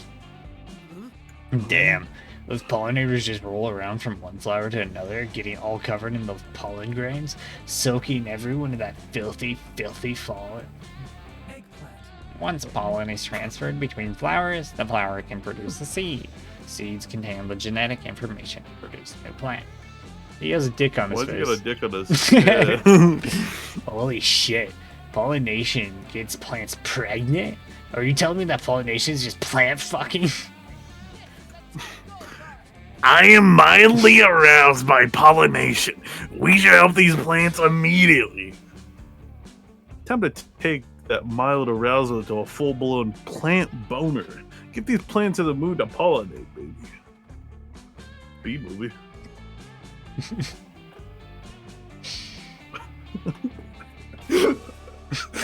Well, these are really good. Gonna start caressing that tree's nuts? I really want to do the B-movie. I'll eat I you. don't know. Wait, just... Alright, I'll crush its nuts.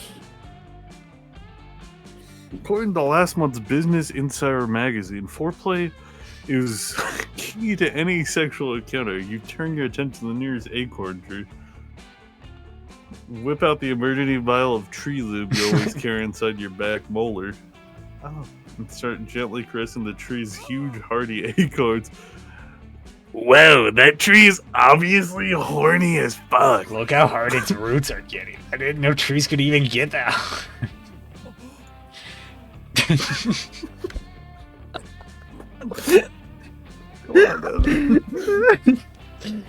Keep going, Joe.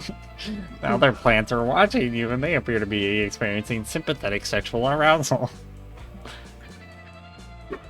You're a plant pleasuring master, so you finish off the acorn tree in no time. It covers you in a massive amount of pollen. Who needs bees? You can be your own bee. You roll around the forest spreading pollen, caressing petals, roots, anything that you can read. You lose track of time and space. You forget your own name. Your soul is consumed by the passion of this botanical. God damn it, I gotta admit, I did not expect Chum to be this good at fucking plants. I wonder if Chum is sexually talented with other species like robots.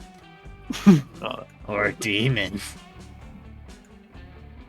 Bonnie Lee collapsed on the ground panting. Every plant of the forest has been sexually, consensually pollinated. You smell weird. Chum, thank you so much for that profound sexual display. You saved the plant. I have run the numbers and I'm happy to report that the world is now 7% safer from the impending climate crisis. Hell yeah! Wow, you really fucked your way out of that problem. You gain a reputation of blood-making genius along with +2 fun and +1 charm. Man, I'm fucking...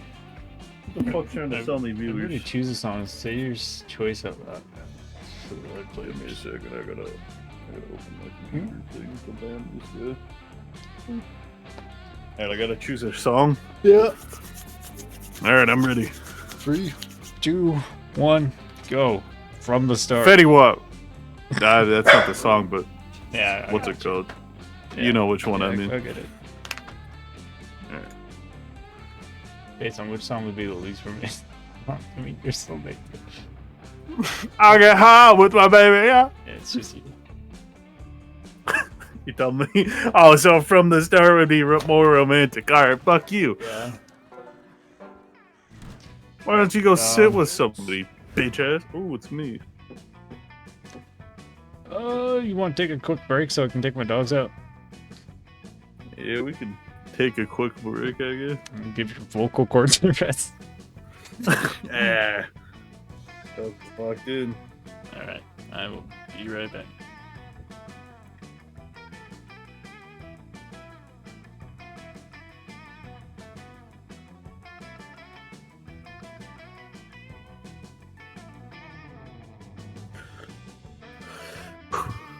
Pretty good game, though.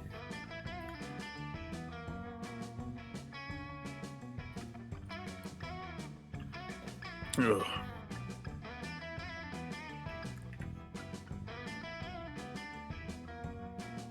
I'll put this. Ooh, not that. Yeah, that's fine right there.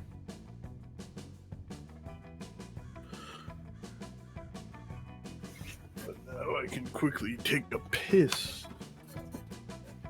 Ow! Fuck! Oh, put that corner of that desk there.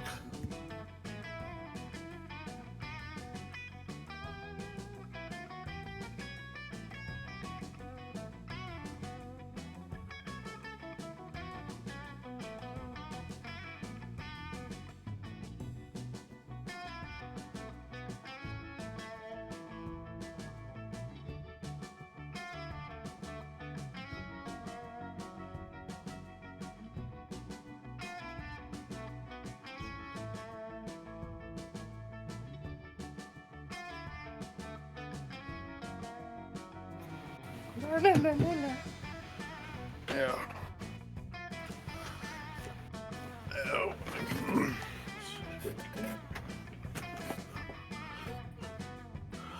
Then we can go here to get that off the screen.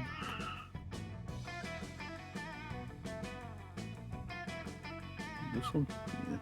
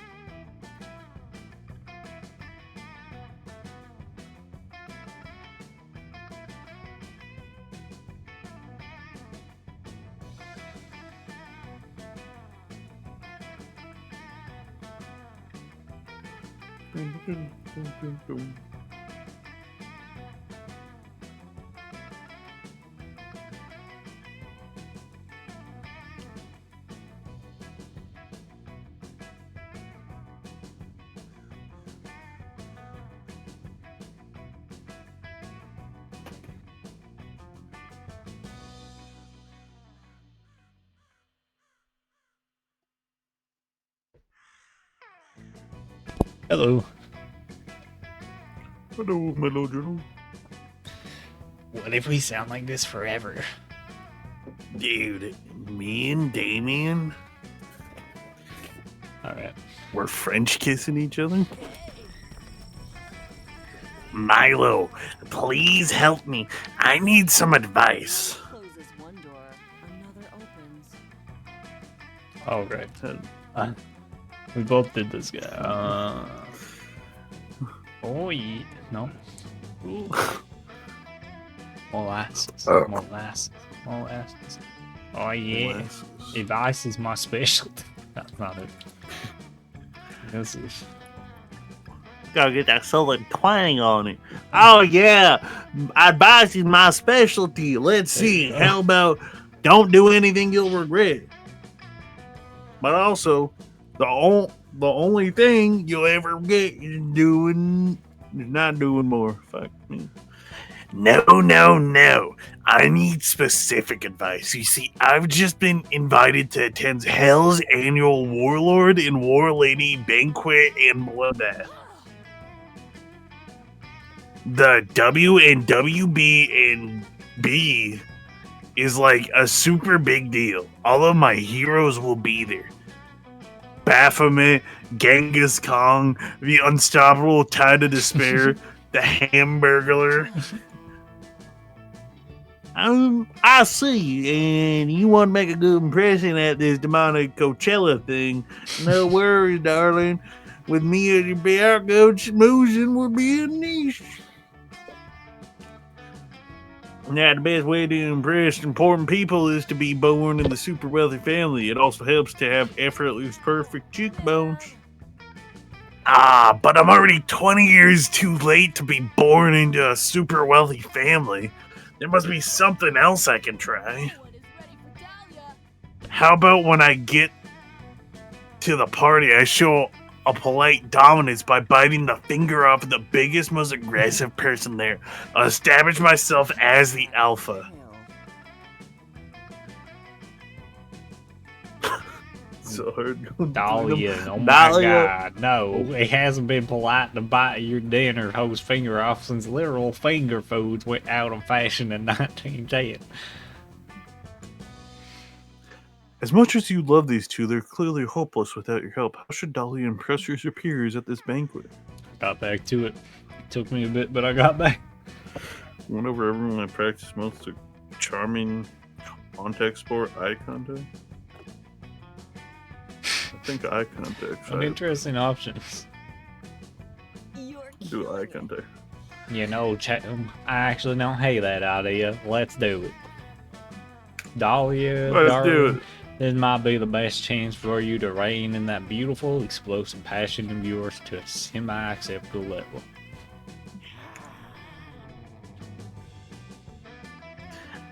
Okay, fine. I'll try it your way. I will use this eye contact tactic to my advantage when I encounter General Nog the Uncomely on that fateful night.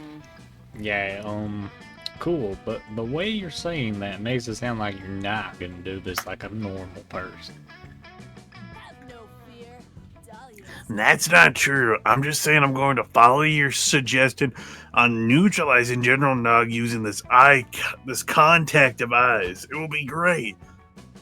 Hell, 300 years in the future, a traveler ducks into a dark, empty tavern to escape the cold winter's night. Alan? Good evening, barkeep. I can fish. I don't have magic corn, but I've tapped from a fire. I'm deeply in need of a good night's No rest. more tales, traveler. Spare me your sorrows, traveler. You're welcome to stay one night.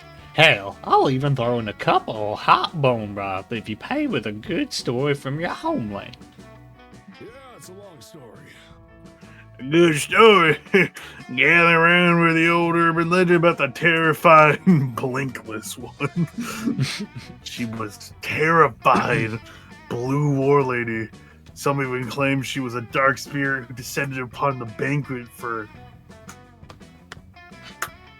Aristocrat.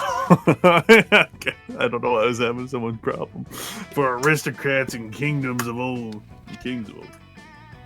Her name has been lost to the ages, but she has been dubbed the Blinkless one. For it is said that throughout the entire proceeding, she did not blink once. Egad, that's terribly unsettling. Oh, Indeed. It's said that it was so unsettling, she even intimidated one evil ruler into biting off his own finger, solely because it amused her.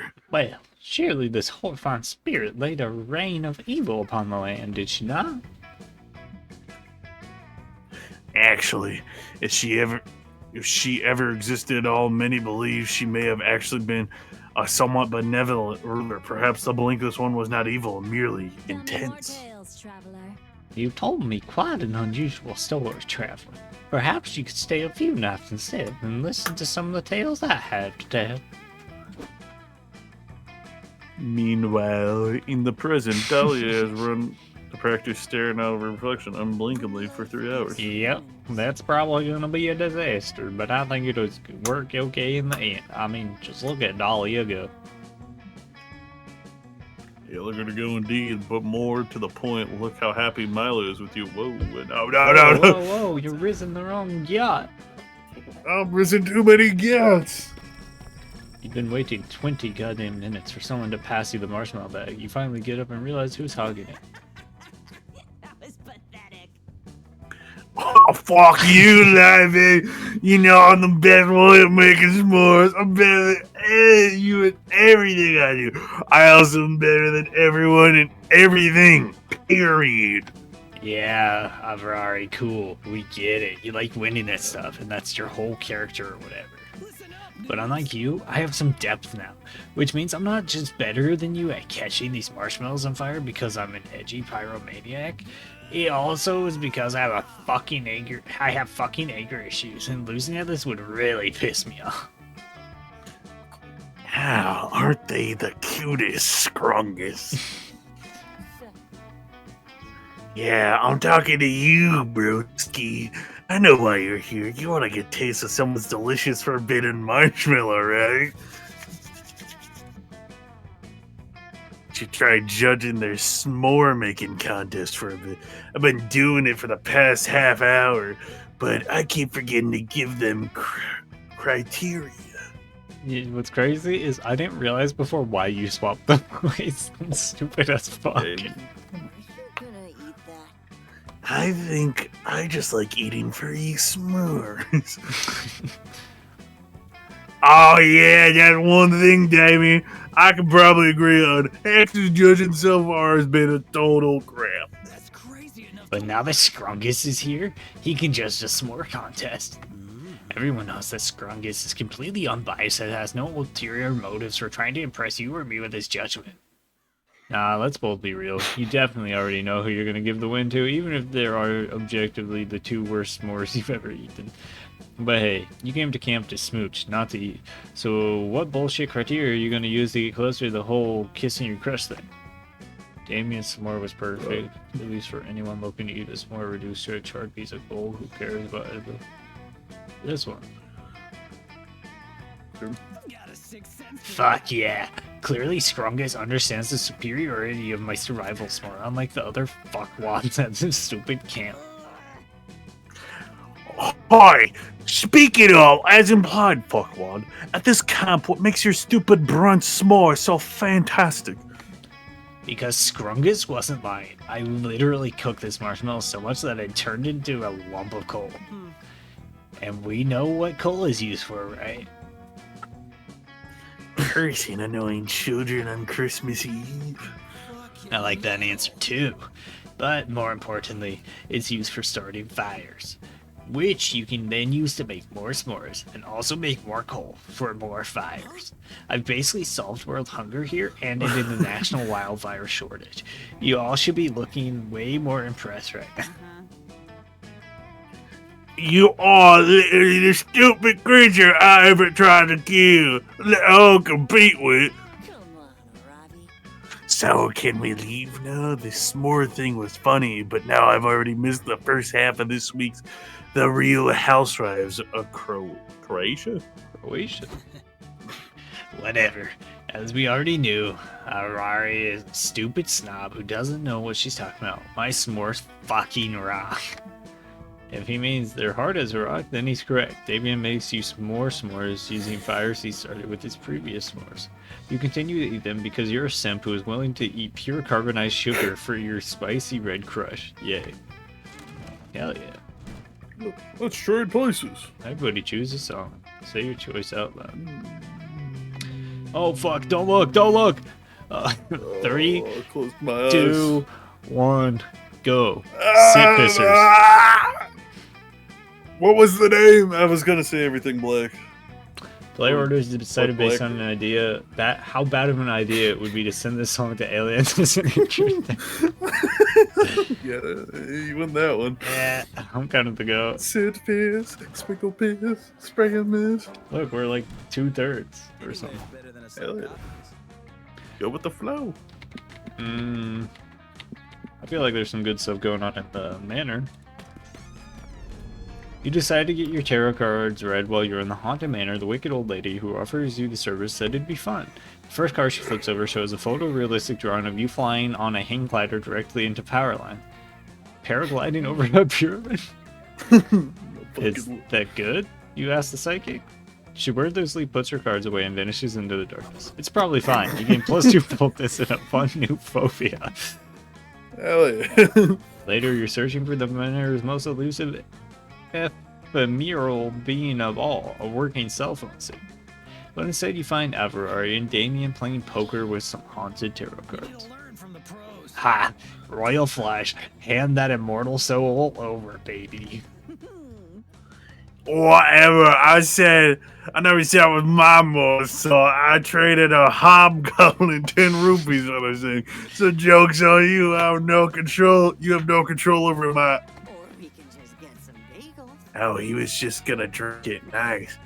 I was in the soul snacking phase before I discovered my one true love, the everything bagel. Fuck yeah. Ugh, this sucks. Hey, Scrungus, have any souls you want to give me so I can get drunk and forget about how tired and bored I am? These two took a bet from Joy that they couldn't stay awake in the haunted manor for 24 hours. Clearly shot Damien and I need a challenge after we competed to see who could survive multiple stab wounds the longest. But it's so lame in here, it's impossible to stay awake. The discordant screaming of the damn spirit sounds exactly like the lullabies my dad used to sing me as a kid. Yeah, and the bloodthirsty voices in my head repeatedly whispering, "Kill your father," are starting to give me ASMR. Boring. I try chatting up the cursed paintings on the wall, but they all they ever talk about is what they deserve. What did they do to deserve being imprisoned in an oil on canvas for eternity? Yawn. Hey, Scrungus, why don't you help us not keel over? Either entertain me with your antics or by letting me burn off your eyebrows. It's always nice to be needed. What can you do to keep these sexy idiots from nodding off? Discuss those turns and just a simpler problematic situation so you can all stay woke. Into all 32 Shrek movies. There's 32? Hey, that's a great idea. It'll be a relief to get the TV off of this eardrum shattering static channel anyway. I knew keeping the entire Shrek filmography in my Averari's bag on holding would pay off someday. Yes, as many of you well know, there are two main differences between Monster Prom universe and your universe. 1, monsters are real. 2, there are 32 Shrek movies. It truly is a blessed one. You watch Shrek and quote the Onion monologue perfectly. You watch Shrek 2 and sing along to Jennifer Saunders' flawless cover of Holding Out for a Hero. You debate how the fuck Donkey got the dragon pregnant in Shrek the Third, and agree that Shrek Forever After was so forgettable I can't even make a good pop culture reference about it. Damn. All right, time for a live free or Shrek hard. I love Shrek's action film period. Here for it. I'm more a fan of My Neighbor Totoro. Bish Eyed Lord Farquaad was the best thing that ever happened to his character. Judge me if you want, but my favorite is still Puss in Boobs.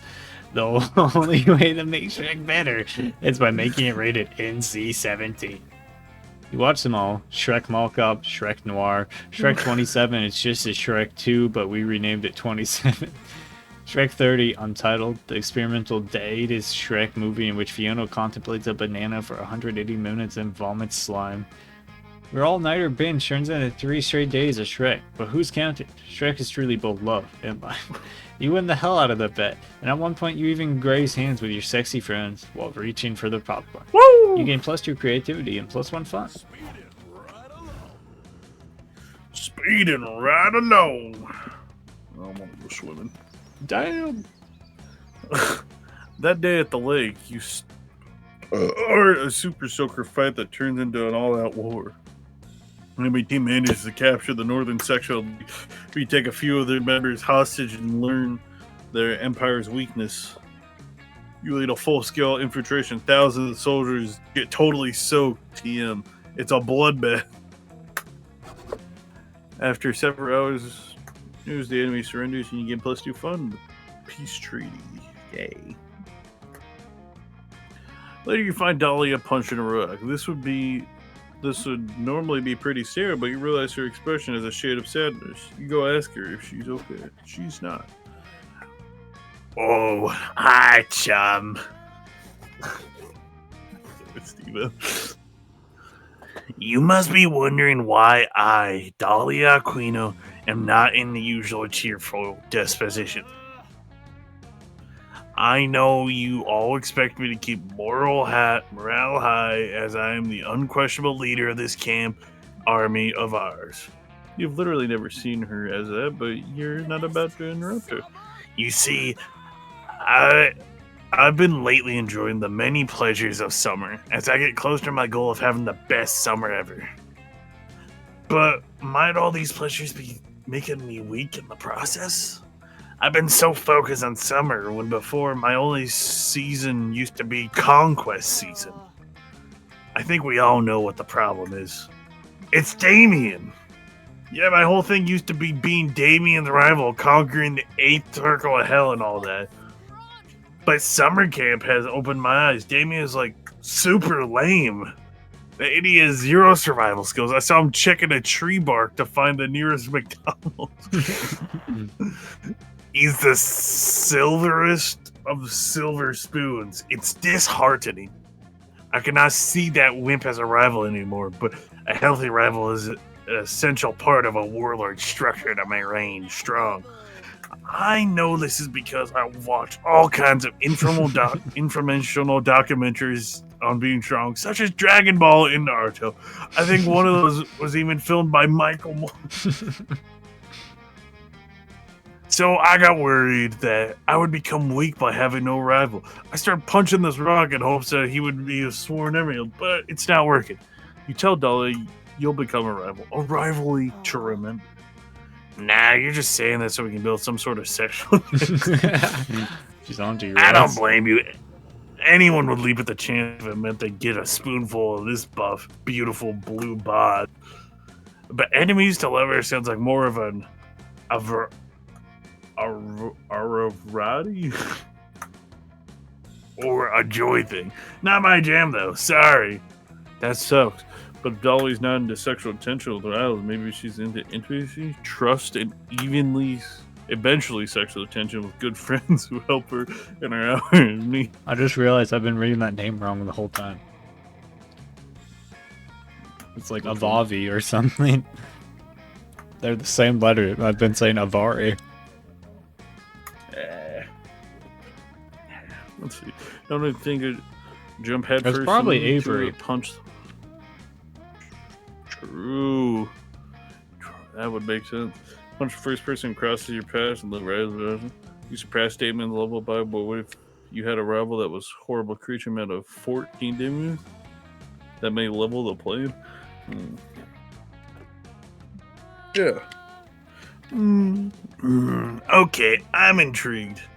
Damien turned out to be the sad little wimp, but maybe 14 Damiens together will add up to something worthy of my time. The math checks out. Does it though? Anyway, roll up receives and recite black magic spell you may or may not have created on a rainy Saturday months ago during your being obsessed with Damien phase.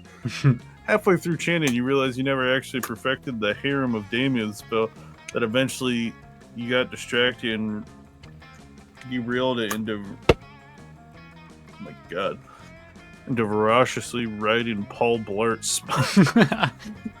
You're a little freak. Okay.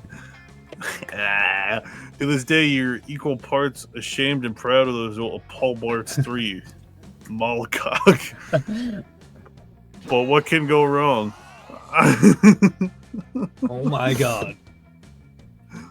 Whoa, he's a horrible mess, but I guess Damien is too, so it tracks.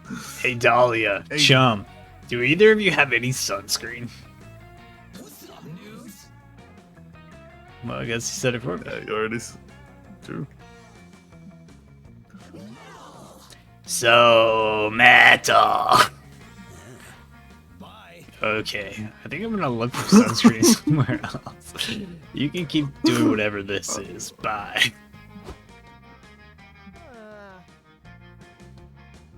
Well, I guess this kinda works. At this point, who knows anymore? Listen up, Multi-Damien. You may think you're so cool and all, but I am Dahlia Aquino, and I'll beat your ass. Oh, my bad. Well, I mean, it said it. Oh. Classic Damien. The end, I mean, hopefully.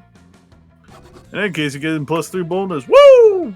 For enduring the nightmarish yet uber sexy sight of multi man. Fuck. Why are all the characters? Everybody chooses a movie.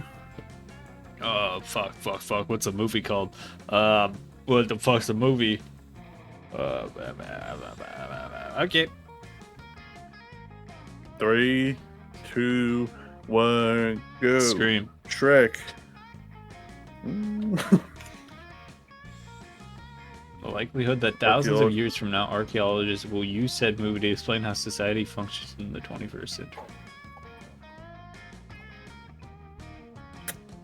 You said Scream? Yeah. I feel like yours might be better. Because More. he has that futuristic ass voice box thing in some of them. Yeah. Sure, why not? Yeah, I Yeah, guess. we'll just go with that because I don't really see how Shrek works too much. Yeah, it's kind of medieval. Gotta practice some tricks. Yeah. Where you going? Forest. Shit. While you're hiking through the woods, you find a little clearing with a beautiful blue pond. There's a very handsome man staring deeply into the pond. He's talking to his reflection like it's another person. Person he really wants to fuck. You swipe his wallet while he's not looking and find out his name is Narcissus. He is not an organ donor, asshole, and he's one punch away from getting a free smart water at 7-Eleven. Well, he's definitely not going to be using that anytime soon. You head to the gas station and gain +2 smarts from your smart water. Fuck yeah.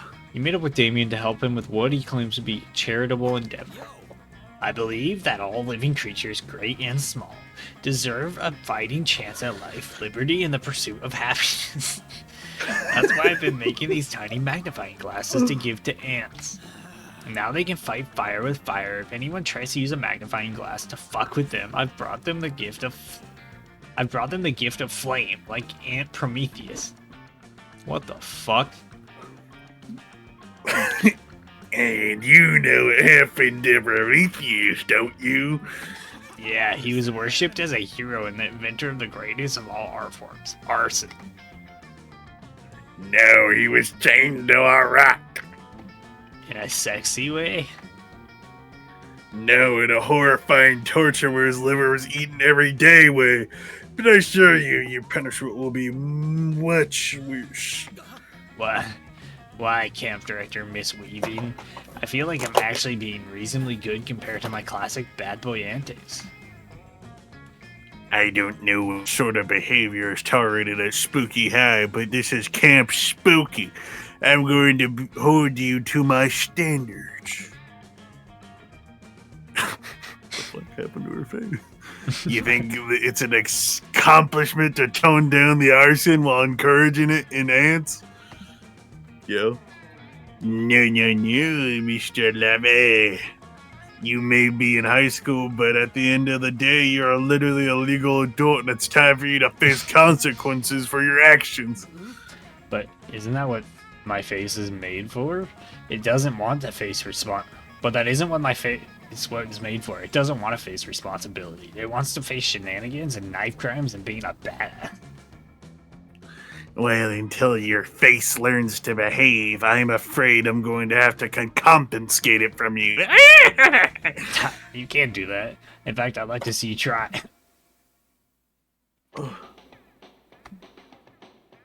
Have a nice day, Mr. Holy shit, his face is gone. Mr. Levy, I hope you learn about people listen to what faces are for. Ah, what the fuck? What the fuck? How did she do that? How am I talking? I don't have a mouth. Ah! So Damien is understandably freaking out, but with no way to get his face back, the best way to come to his rescue is to convince him that this is a good thing. No more face, no more dentist. You know what the best poker face is? No face. Become a poker pro. Yeah. Gamble your life savings. I guess that's true. It's not often that not having something is the best way to have it. Except for, like, STDs, I guess. I'm pretty sure Camp Director Miss Weaving put underground poker rings on her list of forbidden activities. But what is she going to do? Take away my face? Already happened, baby. With the gusto of someone with nothing left to lose, at least in terms of facial features, Damien sets up an illegal high-stakes poker tournament on the campground. Before long, an intense crowd of poker sharks, many of whom are actual sharks, have assembled to try to take Damien's hard-earned stolen riches off of him. But your instinct was correct. Damien's inability to express emotions, even if he wanted to, puts him head and shoulders, but no nose, mouth, or eyes ahead of the other players. Oh man, look at all these idiots with their idiot eyes and their paranoid noses and their muscular teeth. Every twitch is like... See that hammerhead over there? His left eye winks uncontrollably when he has bad cards. That bull shark's nostrils flare when he has a pair. That horny toad goblin is visibly aroused whenever he catches a card on the river. That mentor cocks an eyebrow when he has a straight. And that cockatrice keeps screaming, "Yes, I have a royal flush!" every time he has a royal flush. He has no idea how much he's betraying with that tail. Those poor face-having fools. Oh, Mr. Labbe. I don't remember the voice. What is the meaning of this? Why are you sitting on a throne made entirely of money? Oh, that's just because I cashed in all my chips already. And I want to sit on physical manifestation of my superiority as a poker player to intimidate all these little bitches. Are you running an illegal high-stakes poker ring on my campground, young man? I am, and it's all thanks to you. No face, no tells, baby. I'm taking this all the way to Vegas.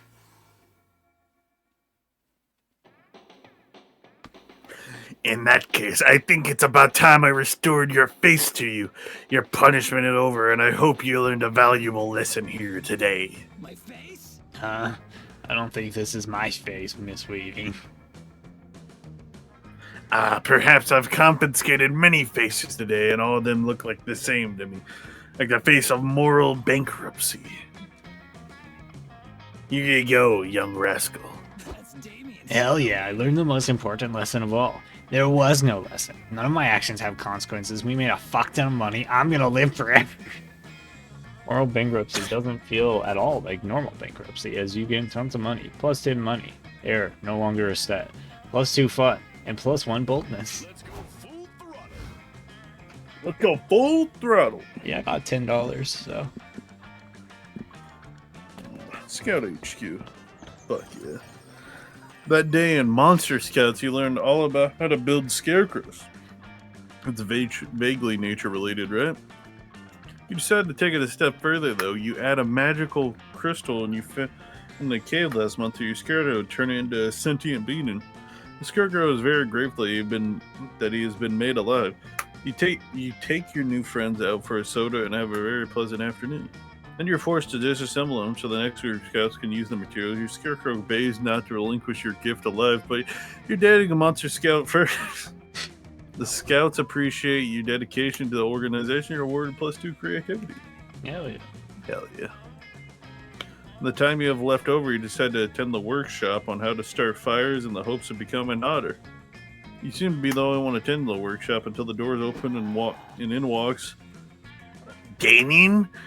What the hell are you doing here? I was certain you already knew everything about fire and being awful at everything. It's important to keep an open mind. I start every day with a willingness to learn new things about fire. So what the fuck are you doing here, blue balls? Starting fires is my signature move, and I'm not about to let you steal it like you stole being a demon and having skin that is a primary color. Aquinos, do not steal. We conquer. I am here as part of my ongoing mission at the best summer camp experience ever. Everyone knows that the key component of summer camp experience is a campfire. And as I desire a best campfire ever, I require the ultimate rustic fire starting technique. What do you mean, like shooting a match with a gun? Throwing a Zippo into a jug of moonshine? Airstrike? Of course not. I mean starting a fire by striking 2 rocks together, spinning stick very fast, perpendicular to another stick. You can start fires with rocks and sticks, but that's what this whole place is made of. Why didn't anyone tell me? Hello, my beloved. Hello, kids. Who's ready to learn how to start a... Coach looks from Damien to Dahlia and back again. Nah, nope. Camp's already been sued too many times. Class is canceled. Goodbye. Wait, coach, come back. Teach me the rock thing and the stick thing. Can you start fires with Eve? When? Chipmunks? I need to know.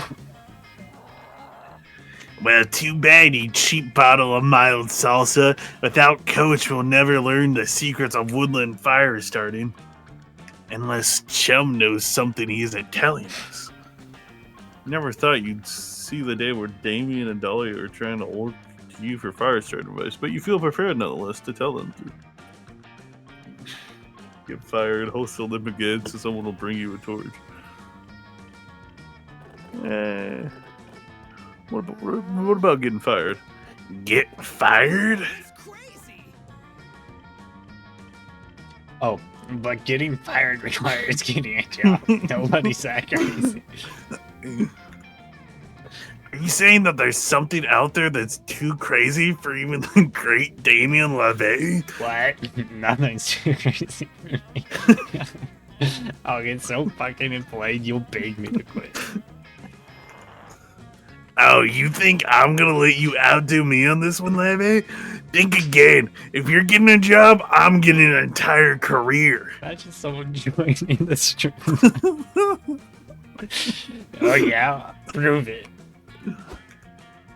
And so they do. Damien and Dahlia secure entry-level positions at multinational bank firms.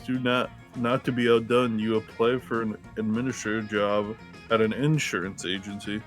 Over the years, you struggled to climb the corporate ladder, trading favors and ruthlessly participating in office politics. You all start families. You buy houses. You take on mortgages that force you to work even longer hours in your crushing drab offices. 40 years pass. Look back in life and wonder where did the years go? What sent you down this path? I'll tell you what, a shitty pun you made on attempted romantic climb. It took way too seriously, and now this playthrough is ruined. Thanks a lot. In the interest in continuing the monster smooching, I'm going to go ahead and say none of this ever happened, but I'm sure it's shit taking through sparks and creativity. What the fuck? Everybody choose a food. Everybody Say choose your a choice out, man.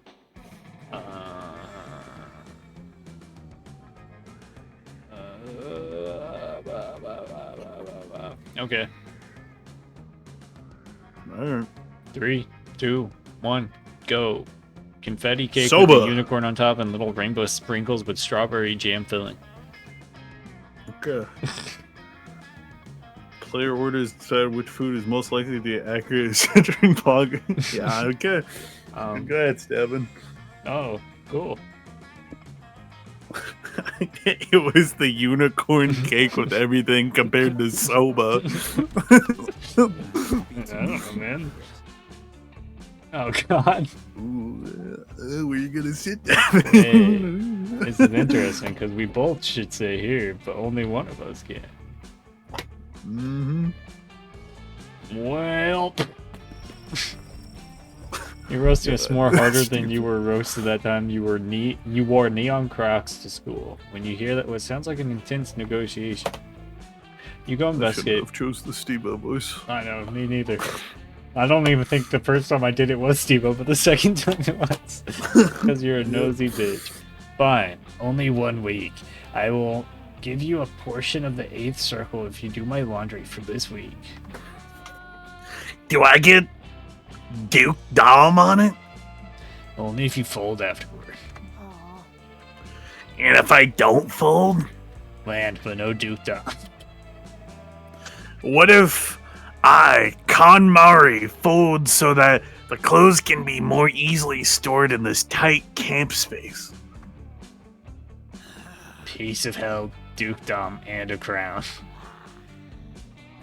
Big crown or little crown? Little crown. Tiara? Circlet. These are actually some pretty cute and for once non-threatening negotiations. But you bet you can help one of them get an even sweeter deal.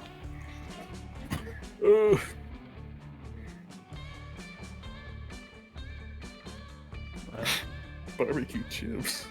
Oh yeah, the KonMari queen. So you can separate your colors and whites. That's worth too. I assume that one's for Dahlia and that one's for Danny. Sure. Hell, 300 years in the future, a world-weary traveler escapes a cold winter's night by tucking in otherwise empty tap. All through hell and back. Oh my god. Do you remember?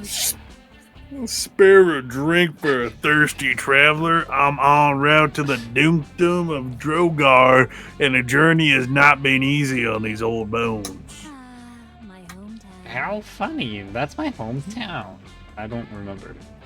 But I know this is wrong.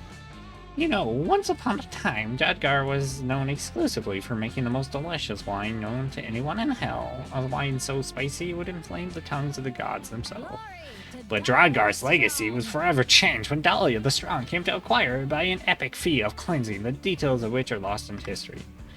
Yet, as epic as the cleansing was, it was not enough for the fearsome former ruler. She had also to procure the most delicious dish hell had ever seen, a unity of potato crisps and spices that somehow called to mind the most charred of meats. An insane demand, but Dradgar's spicy wine was too tempting to resist. The ruler had no choice but to agree, and Dradgar was known for its wine and hot cuisine. I still know my mother's old recipe for the thinly sliced and meatily spiced potatoes. Would you like to sample it along with your drink? Traveler gratefully accepts, and the bartender begins to prepare the fabled meal. Oh, back in the present. Fine. Fair's fair. I'll get the coach to sign me out so I can grab some barbecue chips from the next town over. Nice. Barbecue chips. Good thinking, Scrungus. You can totally have a few. Also, Dradgar's wine tastes like total ass juice anyways. I definitely got the better end of the deal. You and Damien enjoy your victory as well as some delicious chips and clean laundry. What more could you ask for? Let's hit the stables. Time to hold over.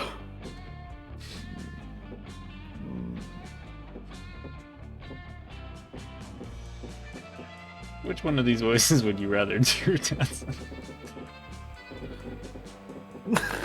Oh, if I do this one, I force you to do more voices too. If you do any of them, technically if you do the one in the bottom right, I have to do both. What if I do this one? You'll be lonely. I'll do this one. You wander over to the campfire, hoping to peer pressure someone to making a you a s'more when you find Milo, Avari, and Hex, and they're all gathered around with notebooks. Hey, chum, check it out. We're doing poetry. It's like normal sentences, but deep. Exactly, Glasses. Hex. As a reaper with the finest taste in the living arts, of course I'm a poetry stan. In my infinite compassion, I just realized you whispered molasses. I thought that poetry could be a nice exercise for Avari to connect with her feelings and embrace them now with a little more joy. Arr, I'm British. As opposed to her usual blind rage. Come on, alright. I already forgot what he said. Basically what we've been saying. Come on, Arari. Poetry is tight. I mean, usually I express myself through the flavor of Pringles I'm eating, but Milo's shown me I can also express those feelings with words. Well, that's wonderful, Hex. You see, Ravi dear, there's poems for everyone. Like epics or poems too. And epic sounds right up your alley, doesn't it? Ugh, I just don't know. I don't really get it. I mean, my grandmother used to read me the Mahabharata when I was a kid. That one was cool, and it might just count as epic, I guess. And I'm trying to put my feeling into the poem, but I always feel I have this deep desire to win. I don't know what's happening to You her have a voice. deep desire to win. What do you want to win? The battles against your own vulnerability? My God. Oh, no, you do. I want to win the poetry, obviously. Avar. This is not a competition. Oh no. Poetry is the opposite of competitive. You're insulting Sylvia Plath by implying otherwise. And usually, Milo's just lied to my face so they can get an advantage in this poetry battle. Now try, Milo. That trick won't on me. But I told you this is over and over. Everything is a competition. Everything? What about, I don't know, sleeping? Yeah, it is a competition. But who can get the most out of it? Or can do a challenge run to see who can strive on the least sleep possible. Hell yeah. What about yoga? A competition for who's the most bendy and sweaty. Duh. Wait till you guys listen to this poem I just wrote. Bagels, they used to be everywhere, but now they're just inside me. It's a metaphor for consumerism. Milo's getting frustrated at Avari's lack of vulnerability. Now Variety's about to physically fight Milo, interview before someone's feelings get hurt.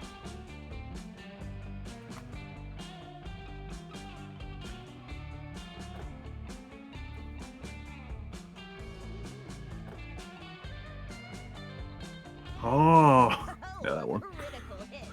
well, I did believe you just say blunt weapons. I specialized in blunt weaponry. No, chum. Slam poetry is a form of poetry reading that rewards the most hand-fisted performance possible. It's too late. Ferrari's no longer issue. She rolled up her poems like newspaper. She's usually gonna beat the shit out of a pair of nearby goblins. Those goblins were clearly taking a union-approved swag break from their normal gig of being dungeon monsters. That Ferrari doesn't listen when the insist they're off duty. Even though the goblins are scared in pain, they do just seem to like Ferrari's poetry. If we're going to die, at least we were beaten to death by such beautiful words. Ah, sick! Check out the loot I got from those dead goblins! 2 whole packs of cigarettes! Nice. She is British. Do you even smoke? Fuck no! But I can craft, I guess, cigarette element? Is that a thing? Well, I'm scandalized by this violence, but do you feel better now, Laurie? Yeah, it felt good to let it out like that. Maybe poetry really is a good outlet for anger and other bad feelings and stuff. I finally understand poetry. It truly is a beautiful art. I'm so happy we're finally on the same stanza. Yeah, a beautiful art just like Taekwondo or Jiu-Jitsu or cutting someone's head off with a long saw. You know what, Marlo? I think I'll definitely be writing more poetry in the future, especially if I run into any more low-level creatures. Oh, that's adorable. I'm so happy I got help.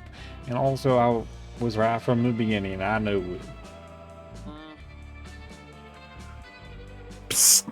Chem, you know that teaching Averari to beat up people with pawns just to gain your affection is super irresponsible, right? And being irresponsible is what I'm all about. Fist bump. Damn, that little demon thing wants the Eiffel Tower and that lady with you. Except those goblins are near death, but you didn't come here to fucking goblin. Who says that? Unless there's some sort of super secret ending for the game, that in which case you're a game. Interesting. We'll gamble. Fuck yeah. I guess this His is name's Juan? What? That's like more in the sentence. Oh, you were waiting all week for this moment. Visiting Juan and getting Well, look at what the cat dragged in. I have some drinks here for you. It's up to you which one you drink. Let's see what's behind door number. Margarita. No idea if I got the rest of it. Want to try it? Otherwise, you have the mystery box. I mean, the box. A $1 mystery. Holy shit! Whoa. I'm glad I did. Spell shake. The mystery box. So bold of you. Hope you're happy with it. No refunds. Protein shake. No idea if I got the recipe right. Want to try it? Otherwise, you have to try the mystery box.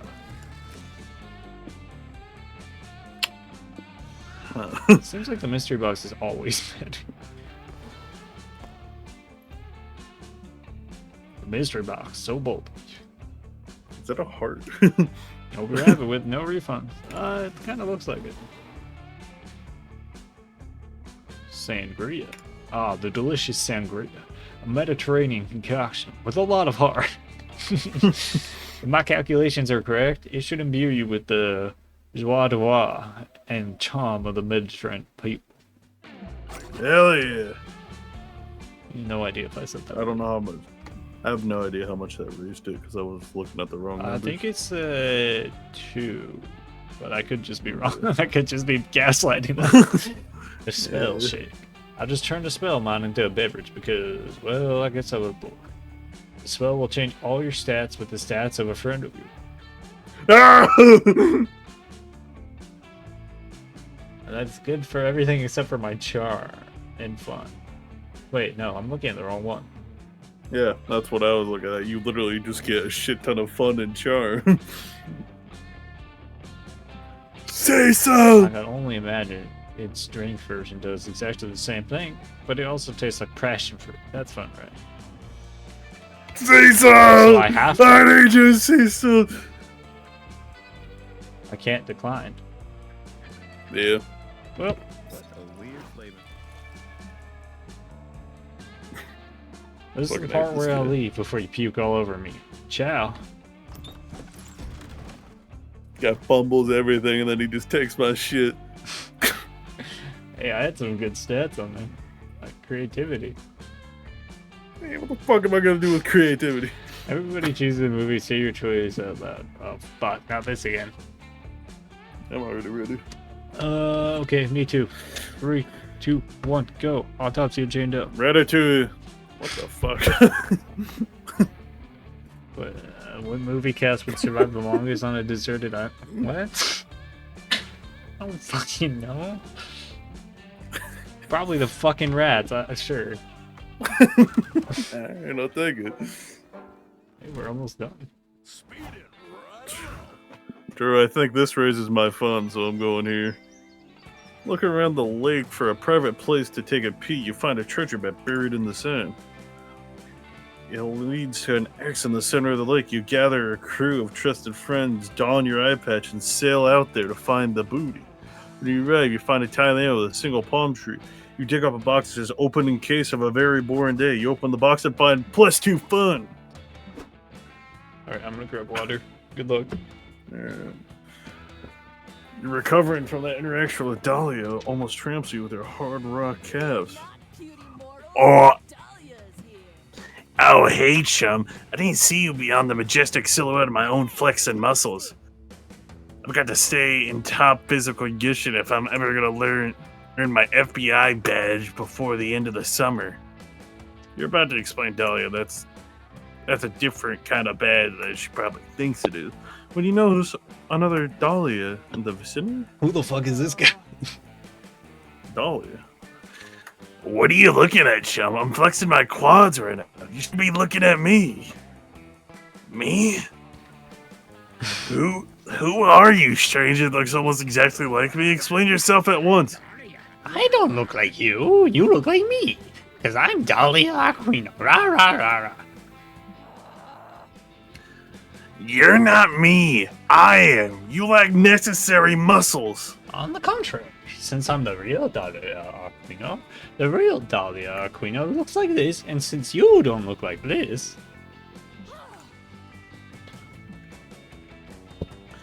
I'm the imposter? But how can I be? I'm such a master of disguise that I fooled even myself. no, you're not a master of disguise. But I am. Counselor Flush! That's right, Dahlia. It was me all along. You couldn't tell because I was wearing a mask. Your ingenuity truly knows no bounds, Counselor. If only I had your mastery of the art of infiltration, I might have been a better candidate for the FBI. Alas, my flawed blue skin and extreme handsomeness render me totally unfit for undercover work.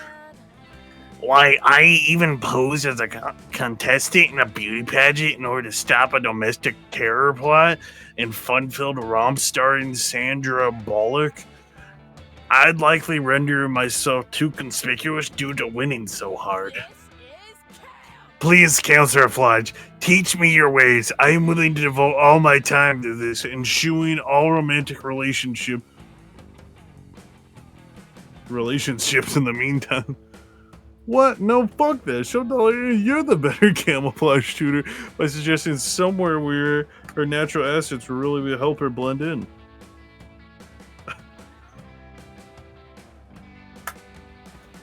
Smurfs are a cosplay contest. I think we know which one's the right option. I'm gonna go with the maybe cosplay contest. Yes, of course, the third international cosplay competition for Dahlia Aquino Dressa, which happens to be going on right now. Why didn't I think of that? Probably because you're you're not not a a master of disguise like me. Or to a lesser extent, Chum. Or try to yoink him. This is just like going undercover at a Miss Universe pageant, only better because there will be more of me there. Come on, chum, help me get ready for the Thick Dad. Soon in the Thick Dad dressing room. I didn't have to do it in that voice. Alright, we've only got a few hours to prepare my disguise. Let's see. What would Dahlia wear to a Dahlia cosplay competition? Just the outfit she's currently wearing. That's genius! A true Aurelia makes use of her surroundings and clothes her totally surrounded. But clothes are only the beginning. A true master of disguise mimics everything from her suspect's gait to of their every way of talking. How do I learn to walk and talk like Dahlia? You should just walk in talking the way she normally walks and talks. Are you sure? I feel like I should be doing more to prepare. Let me see. Dahlia walks past a full-length mirror, scrutinizing her movements. My God, you're right. It's as if I've been training my entire life for this job. They'll never know it was me under this flawless Dahlia disguise. Couldn't agree more. You leave Dahlia to stare intensely at her own reflection for character research and join the excited audience. Joe, you never seen so many blue buff babes in your life. Eventually, though, Dahlia only wins second place. You assume she'll be crushed. Crushed? I'm delighted. It means that my Dahlia impersonator disguise was so convincing no one could tell I was the real Dahlia. Plus, did you see the first place contest? She's flawless. I'm flattered to even be in the same competition as such a professional. Here she comes now. Oh, hello there. It's me, Dahlia. Winner of the Dahlia contest. Rah, rah, rah. I'm beautiful, aren't I? Sure, it's so beautiful. Just spend the day, get +2 boldness, +1 creativity. I thought it was going to be a bad thing in the end when the lizard guy showed up, but I don't know. Alright. Check this shit out. And I'm checking this shit out. That day in the Haunted Manor, you find a bunch of ghosts playing craps. You're terrible at gambling, but that's never stopped you before. Face off against the craps champion. Slam all your chips down on the table and cry, "I bet my immortal soul!" Everyone gasps. And then someone says, "Dude, chill. We're just like playing to have fun. Nobody's even betting real money." Oh, you're not used to such low stakes. Betting around camp. Honestly, it's a relief. You get +2 boldness against the champion instead, and you win. You spent the last 5 minutes following Damien around, hearing tales of his exciting exploits, but staring at his butt more than you're actually listening. And that's why I can never go back to Rome, and why I have beef with the village people, except for the cop, which is weird, because in real life, I often punch cops.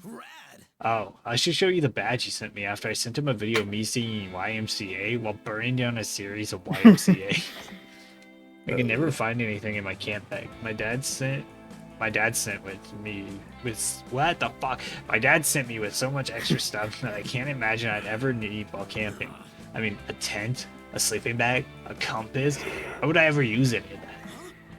Wait, what's this? It looks like a flashlight, but instead of an actual light bulb, there's just a fleshy-looking open mouth. My dad must have put this in here for me, bro. Oh no. Oh dear. You think that maybe while the LaBeys were packing Damien's equipment, they dropped some equipment of their own by complete accident.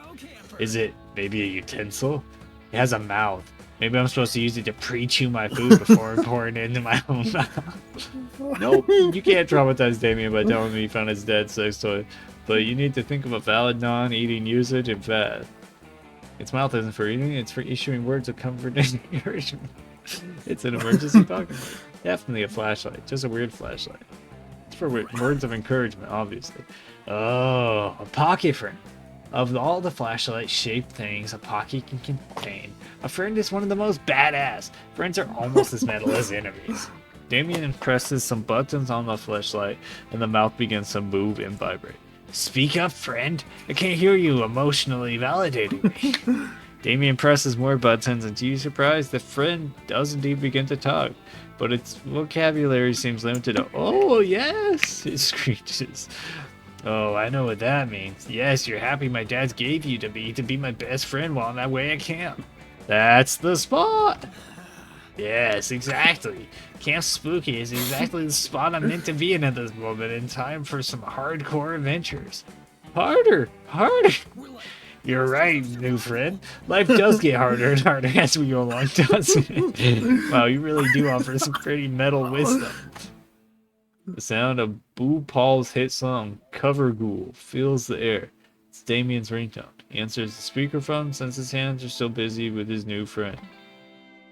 Hello, sweetie devil, says the king of hell. We were just wondering how things were going at Camp Spooky. Things are going great. Scrungus and I just discovered the dope-ass friend you sent me to keep me company in case I burned all my other friends to ashes. Friend? Asked the other king of hell. We packed some spike castanets in case you need to have a music duel, but hardly call any of those suitable companion. No, the friend with the flesh-colored mouth who lives in the flashlight. Oh dear. This is the other king of hell. So that's where that went. I assume one of the magma pterodactyls swallowed it whole, but this is so much worse. Why? Well, your new friend gets homesick. So the best thing to do is wrap him up, put him in the bottom of your suitcase, and never touch him again. Okay, dads. Whatever you say. I'm just glad I got to meet him at all. It's better to have love than loss. Ah, yes, love. Well, we have to go. A new wave of YouTube commenters just arrived, and we have to make sure they're punished appropriately. We love you. That was strange. But true friendship sometimes means binding your friend and shoving them in the bottom of a suitcase. I guess we have to support each other now, Scrungus. Lucky you. Let's just hope you're a better friend than a fuckable silicone tooth. You gain +2 fun and 1 creativity. Hell yeah. Choose a celebrity. Say it out loud. I'm running out of celebrities here. Come on. Yeah, me too. Alright, I got one. 3, 2, 1, go. Keanu Unexpected Reeves. decapitation event. Oh. They were to decide based on how newsworthy it would be if that celebrity was cast as the next Batman. Well, you win. I'd never Well, Alright, you think I would be more popular? I mean, an actor You got could cast also of him, be- or some random guy. True. I mean, you can also pick random if you really want. I don't care. Oh, fine, you can have it. We're almost there. I've got a few tricks up my sleeve. Hell yeah. I'm majestic as fuck. Oh, I'll go to the Dome for my last day. That day at the Camp Dome, you play Never Have I Ever Extreme. Every time someone mentions something you've done, you have to cut off a finger. Oh, God. But besides the finger part, this is finally a great time to brag about all the cool legal things you've done. You're the first out when they're sewing your digits back on. You get to regale your friends with stories of how you robbed a bank while wearing your grandfather's skull as a hat. You're so cool. Also, they sew you +2 charms to your left hand by mistake. Oh. You link up with Dahlia afterwards. Ah! She practices headbutting rocks while you give her pointers on headbutt. Oh, fuck. Boy, hey, stop headbutting my rocks. Your rocks? Well, if they're your rocks, how did my forehead blood get all over them, huh? Sorry, Toots. These rocks in that precious forehead blood belong to me. I purchased Camp Spooky Ball. You stole my evil laugh? What could a fiend like you possibly want with a wonderful high mortality rate summer camp like this? Nothing at all. That's why I'm demolishing Camp Spooky and replacing it with something much more evil. A suburban shopping mall. But no Camp Spooky means no classic summer camp experiences, and no classic summer camp experiences means no best summer ever. I won't allow it. I will defeat you in glorious single combat, and when I'm through with you, your broken bones will have broken bones. Whoa, you think mere violence can stop me? Please, if you break my bones, I'll just buy replacement bones from my destitute millennium. Your physical attacks are useless against me, Dahlia. For the true source of my power is capitalism itself. Capitalism has no bone. Alright, I have to go run an errand really quick. Someone told me there's a rainforest that hasn't been burned down yet. I'll be right back with the bulldozers. No, I can't let him win. I'm allergic to letting other people win. If he's right, though, my fists are useless against him unless I defeat capitalism first. How can I attack something that has no bones? Surely Captain must have a weak point. If only I knew what it was. Oh, you have an idea what capitalism's weak point is?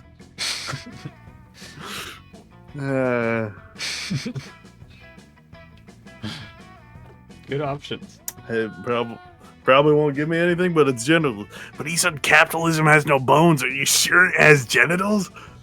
Of course it does. How do you think it manages to fuck the porn stars? Oh, I get it. By genitals, you mean the fact that capitalism preys on our sexual urges in order to tempt us to make purchases that are ultimately against our greatest social interest. Thus, What the fuck is this game? We're on the last First day. lady. Lock the fuck in. A cycle of consumption with empowers elites while keeping the poor destitute. Yeah, that's for sure what you meant. That's brilliant. When we just need to stop that and we'll be victorious. But I used up all my think power in that one big sentence. Will we ever think smart enough to destroy capitalism in general? Should we recruit Joy, Vera, perhaps a sexy purple gummy bear, Liam? No, you don't need that kind of competition. There's only one way to solve this, the dumbest way possible. You mean punching out the entire United States government until it outlaws sexy advertising? Dahlia took the stupid words right out of your mouth, which is hot because it's almost like kissing. You had to Washington, D.C. and punch the government right in the bills, temporarily putting a damper on capitalism. Gosh, his profits have never been this low. Damn your socially responsible punching. You went this around summer campus. Now I have to go lobby the government to undo all the good work he just did. That will take me 24 hours at least. How could you inconvenience me like this? You haven't heard the last of Mr. Papa's evil CEO. You hear me? This isn't over. Well, looks like that was the last we'll be hearing of that creep. Good work, chum.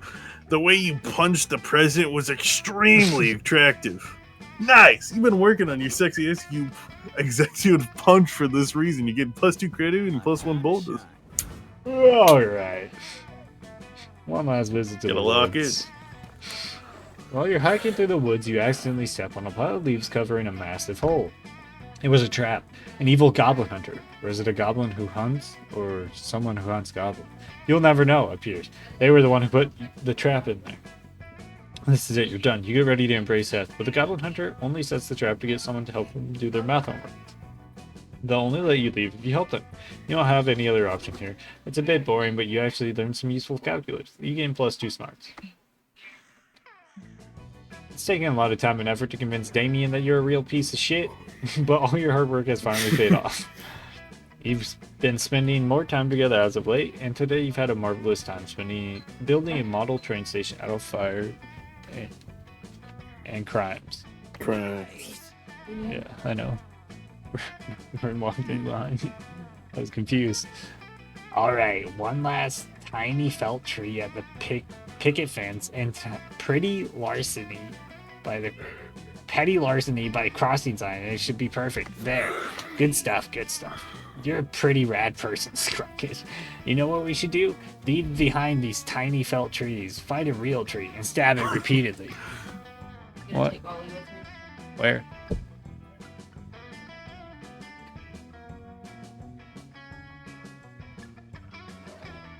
One sec. Alright. Okay, keep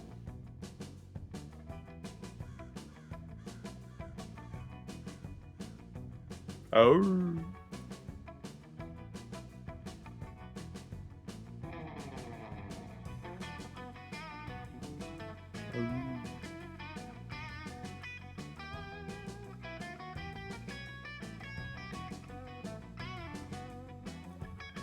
Okay. I'm good. But hear me out. Here's how we're gonna level up our arboreal assault. What the fuck are they doing to me? Assault up in a way no one has ever heard of or participated in before. We stab it over and over until both our names are carved into it. Ah, what a romantic activity Damien accidentally thinks he's invented. Unless he already knows it's a romantic thing and is pretending not to? Either way, you realize you need to make an even stronger statement than just the weak-ass tried and true names on a tree shtick. Especially since your name happens to be too short and or too long and or vulgar and or boring and or common and or unique. The fuck do I know about what name you chose to carve into a tree? For starters, you find the most romantic tree in the forest, a Brazilian rubber tree with an enticing crease. But that's not enough. Forget Damien X Scrungus. You've got an even better idea for what to carve. Hardest camper X horniest camper? Fuck you, tree! Yeah! Now we're talking. Fuck you, tree. Super tree, get wrecked. You're delighted at Damon's delight and hop right to carve. Fuck you, tree, into the next nearest tree. Immediately, more words begin to appear in the tree, though. You've yet to raise your knife again. The words appear, slowly, line by line, as if carved by an invisible hand. Whoa, what the fuck? When the writing has stopped, a new message has appeared below your own. No, fuck you, Scrungus. Stupid Scrungus, get wrecked. Damien's allegiance sure flips quickly. No way are you gonna let this tree show you up. You immediately carve a scathing response into the tree, detailing what a stupid butt face. The tree writes back, I'm a rubber tree. You are glue. Whatever you carve bounces off me and etches into your soft flesh. Oh man, you're getting owned by this tree. Does it have your number or what? You go with a qualified or what and begin to insult the tree in such specific ways that it can't possibly turn them around on you. You talk about the pathetic way its leaves curl, how shriveled and withered its bark is, the uneven length and thickness of its branches, and its questionable political leanings. At least I'm not stabbing plants to impress the people I'm horny for. You correct the tree saying that it's for whom you're horny for. Ah, man, this tree got you so good you're starting to own yourself. It was embarrassing enough when it called you out for being a tryhard, but then you added grammar nerd on top of that. Damien the tree continued to laugh at your expense.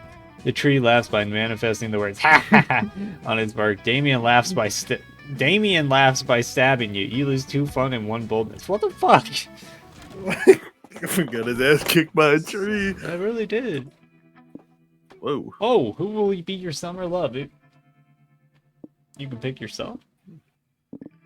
None of them. I walk this lonely road, I guess. Or... Yeah.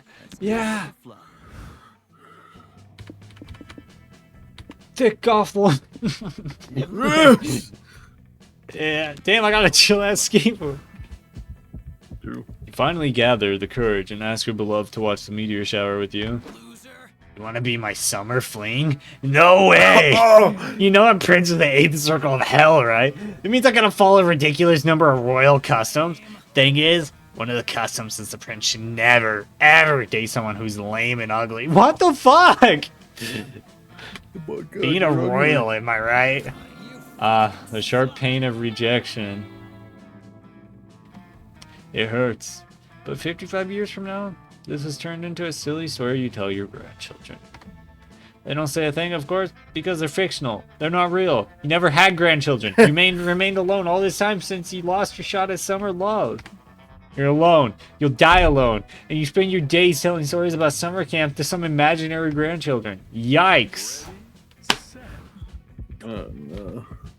I'm scared about mine. Finally gathered courage to ask your beloved to meteor shower with you.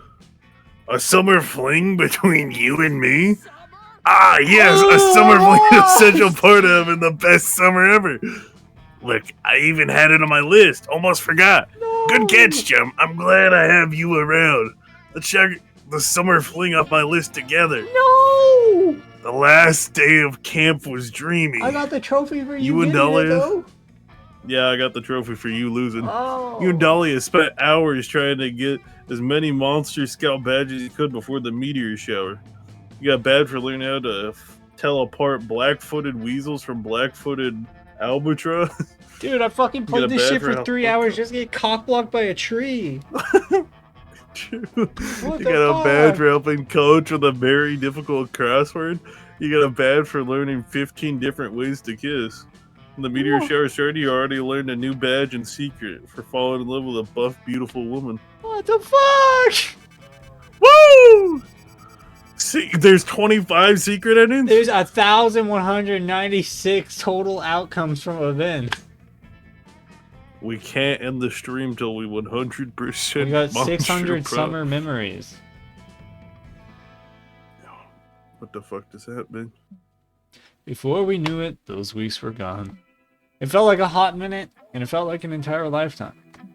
That night, as we saw summer coming to an end, we all wondered what would come next for us. It felt like the end of something big. Little did we know, life still had many wonders and misadventures in store for us. Now I'm older and I can see it, how those years became the foundation of the mythology of our lives. Broken hearts turned tragedies sung for centuries. Wild nights became epic treasured forever. Every kiss and every laugh is now a constellation one will always find while gazing into the starry night. No matter how many years it go by, even today, I can still close my eyes and I'm there. On that last summer night, feeling like I was just starting to live my life.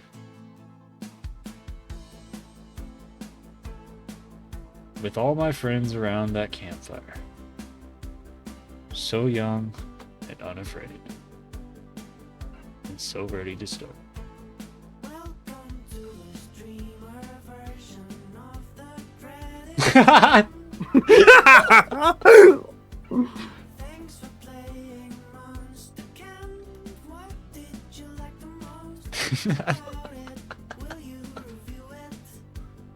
Damn, that fish got teeth! Dude, it's got grills. Yeah, that's a hair flip.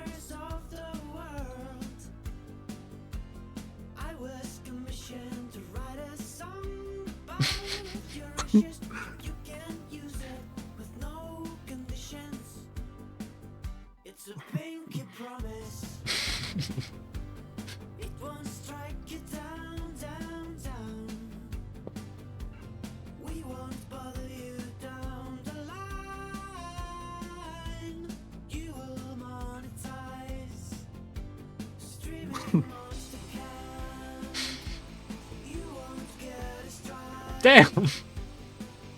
Damn.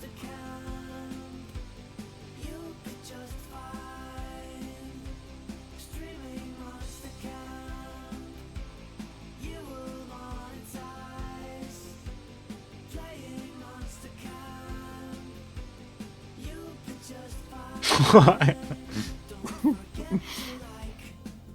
The fuck? What the hell? She has superpowers.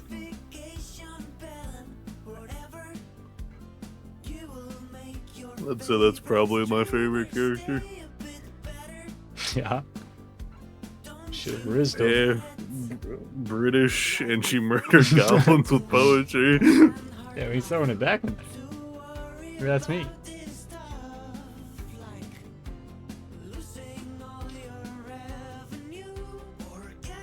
Oh my god, Frank West.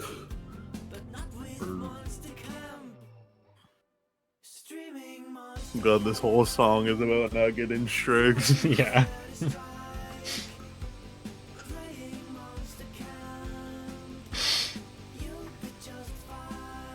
Hey, I drank that shit. The cat's fucking it up there. Yeah, he is. What the hell? Why can't I There's risk only Polly? 100.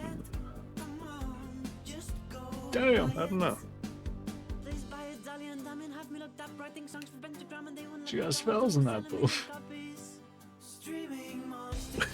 He was spitting right there. It's Yeah, like it was. Eminem.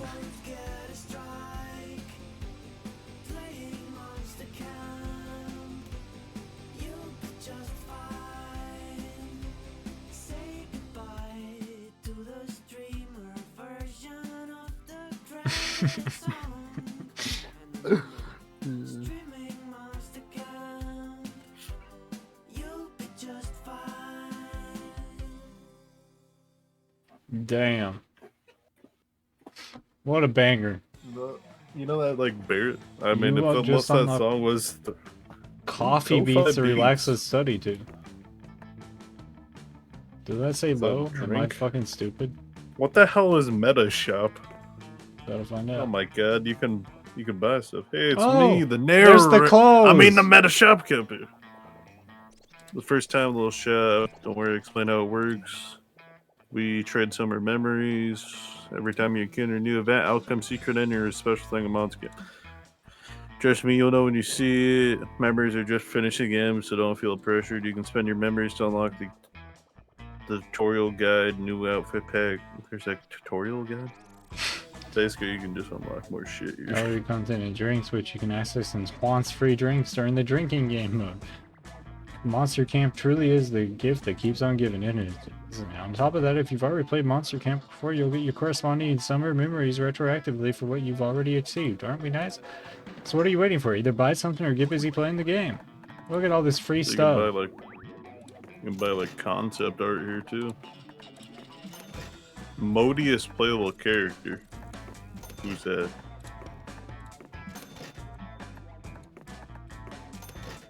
Getting all this free shit.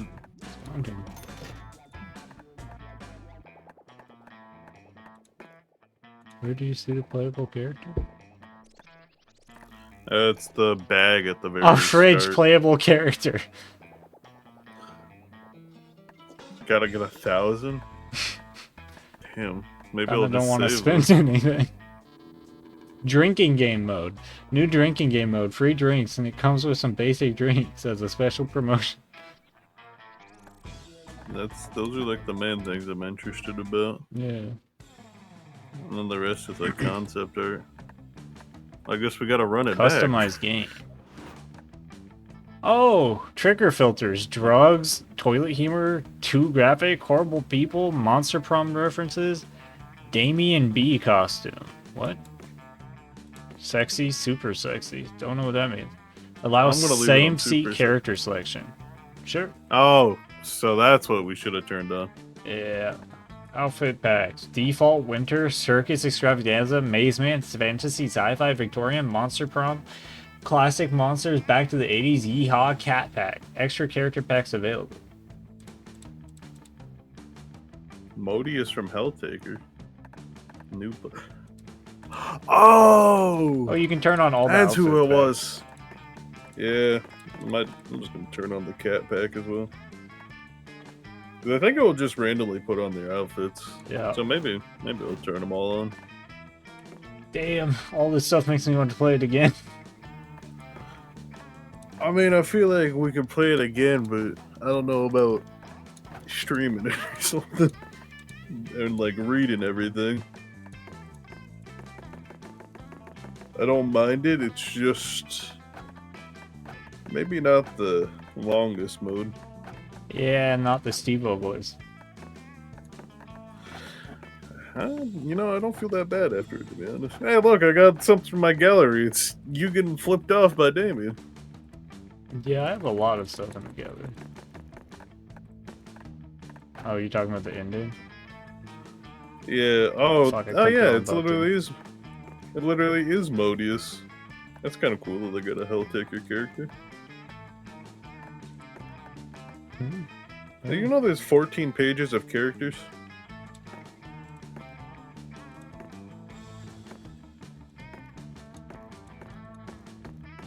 What the fuck? What the fuck is this? What the fuck's Tubular Did Eddie? you look? Hey, yeah, that's what I was looking. I'm like, when the We fuck didn't did see he this show guy. up? And you have the drink menu,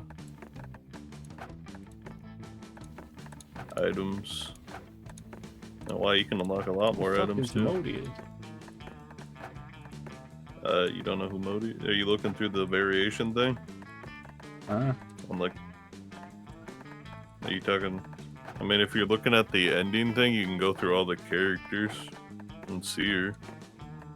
But she's right after Zoe and right before the unicorn guy. If you really wanted to do that, Oh, okay, I see. yeah. So yeah, literally just a Helltaker. What's in the special stuff? Ah, the best costume contest. That girl summer.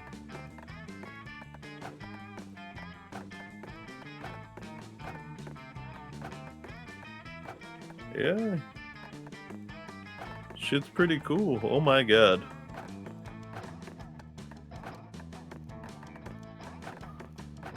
Reddit menu's crazy. The fucking event checklist. Oh god. Literally 31 pages. Ah. Yeah, I'm 'Cause, trying yeah, I to get guess rid of there's, all the like, new everything. thing. Yeah. I don't know how. You have to click on everyone.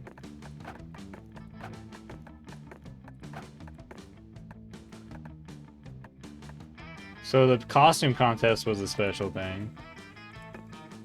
Yeah.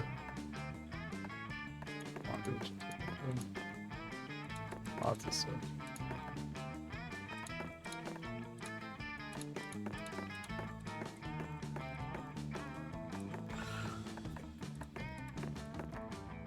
Alright, I did it.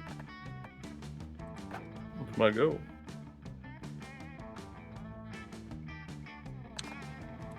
New stuff in the shop. I don't think there is. I think you're lying. Because I didn't click on these. Oh, I didn't hover over him.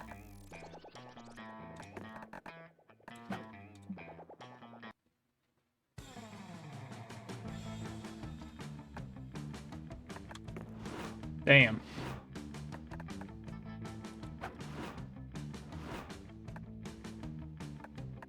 Zam. Zam. That was good. True. So now me and Devin are gonna end stream and run it back. We could 1v1 on Buckshot Roulette. True. Alright. What was I gonna tell him? Hmm? Yeah, I opened the shop again. I think it was just yapping. Quit.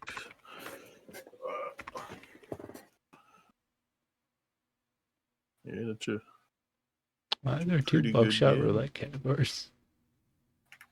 What do you mean? There's two Buckshot Roulette categories.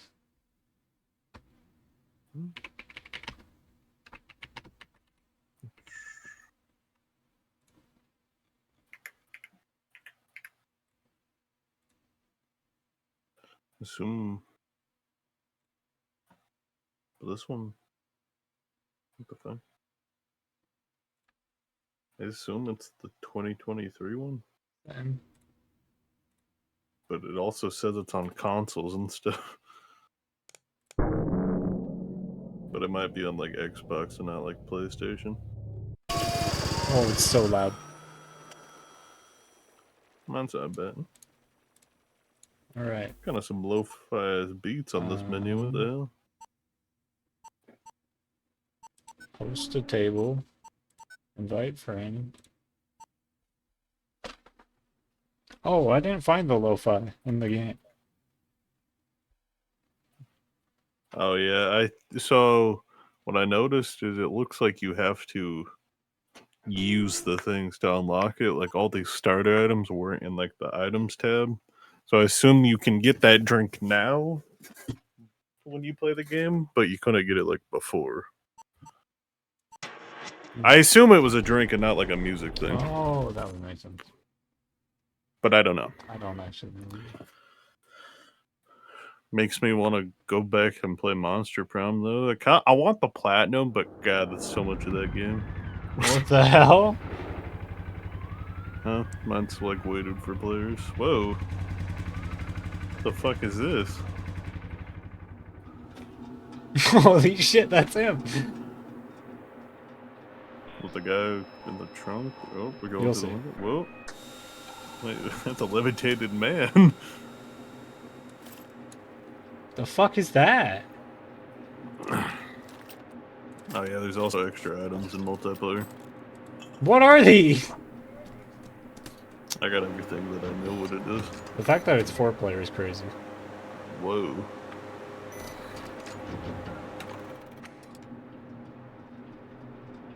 I assume it's your turn? My turn. Really now? What the fuck does that do? Persona! You okay, Jam? Oh, I don't feel so good. I don't feel so good, Mellow Jello.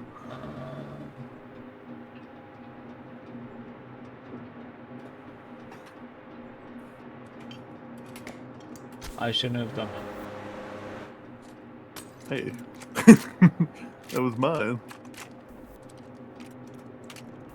No. Persona! No. How do you know? Persona! Nope. Oh. Damn, you look freaky over there. You look freaky.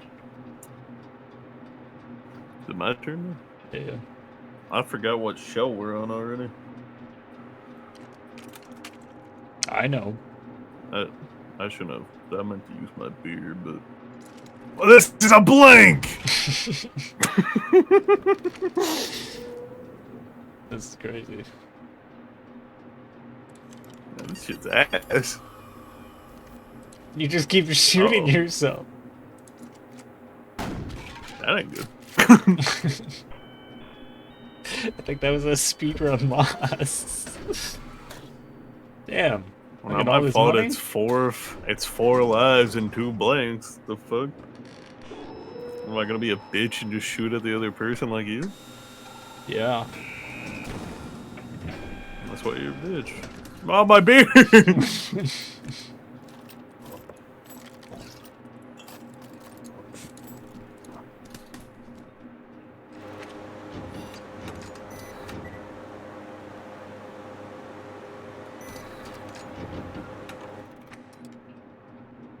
What are you gonna do with that, huh? The fuck you keep opening cell phones for?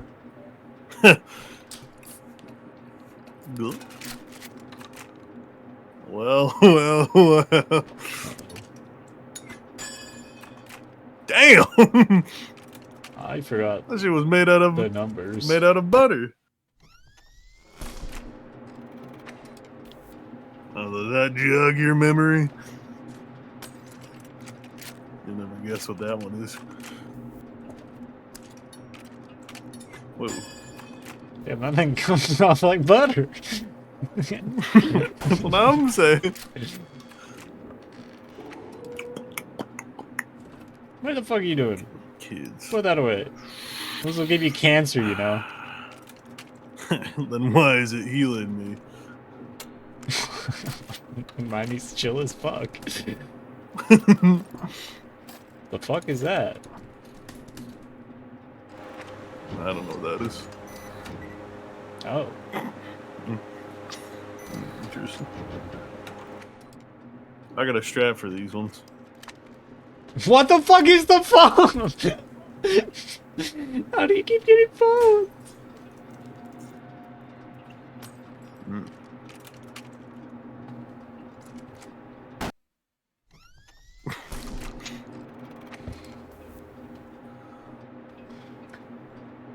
Hello. How's that? Don't worry about it. That's the only item. I don't know what it does.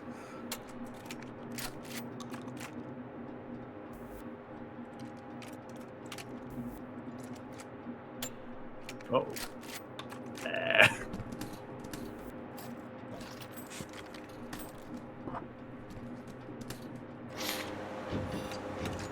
I just FaceTime Kanye. What?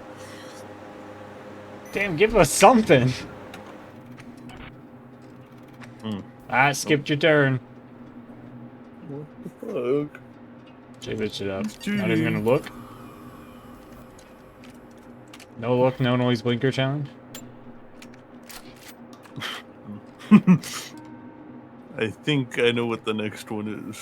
Oh yeah, what? If you know so well. It means persona.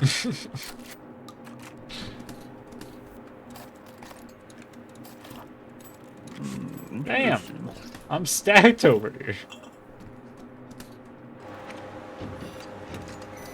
What we got? Oh, Mm. I'm scared.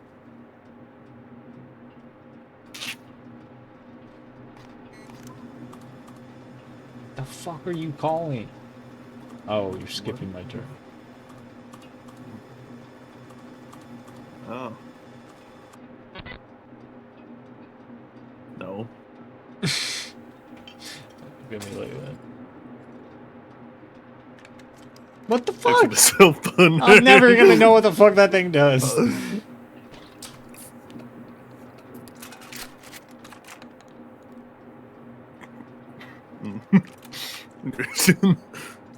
Sorry, Millie Jilly. Oh boy, I hope I get my turn. Well, never mind, I'm dead. Money. It's a new I round. like money. Yep. I sure hope I doesn't take all our items. Big ass magnets. Dude. Oh, that's quite a knife, alright.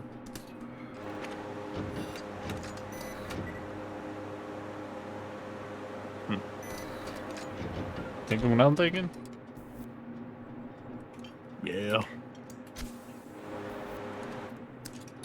Hey, what are you doing with that? More impressed how fucking clean you just got that shit off. Got that shit off smooth. Yeah, right. Ouch.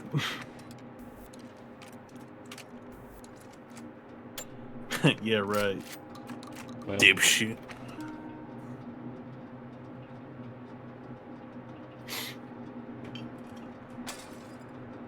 oh. Why would you? Just wanted a beer. Gotta chill for that. Oh. Kanye would love this one. What are you gonna do, huh?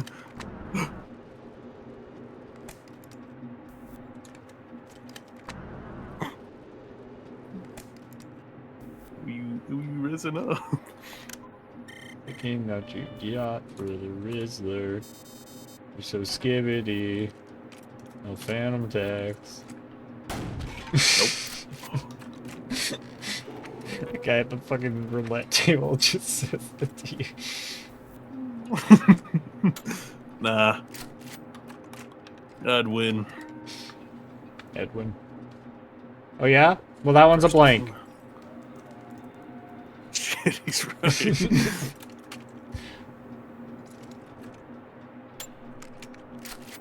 Do you trust me? No. Okay.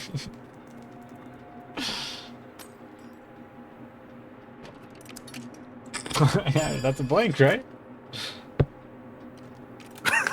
Yeah, buddy. It's a blank, alright. What are you gonna do, huh? Unfortunately for you, I have some insider info. That's why I'm like, I really can't do much in this situation. He told me that 3 of 5 were blanks. True.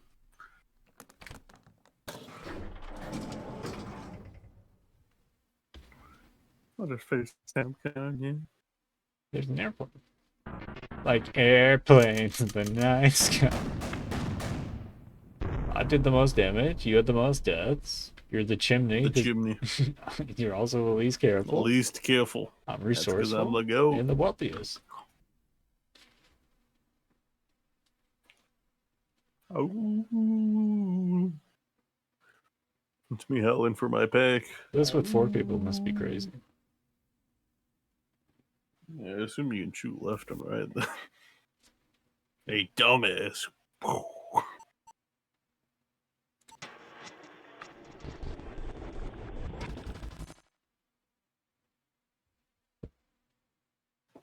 and I can sing so well.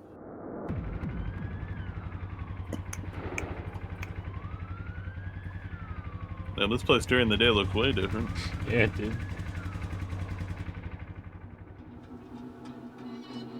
Oh, you got the gas mask this time. Oh, I didn't realize they were different.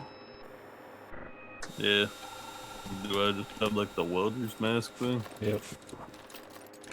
Yeah.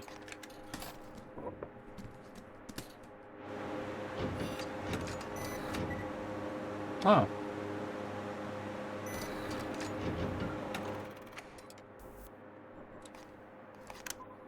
Sorry, Josh. What are you doing on your phone? Nothing.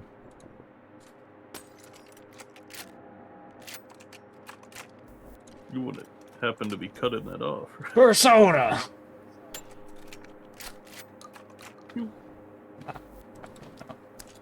Yeah, it's hardly cutting. It kind of just cuts itself off. You're right. Watch this dodge. Did you do it? No.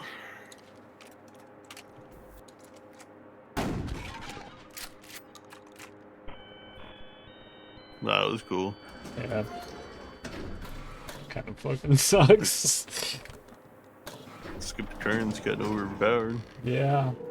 Mostly in the 1v1, I assume. I mean, it's also. I mean, it's in the normal game too with the handcuffs, but yeah.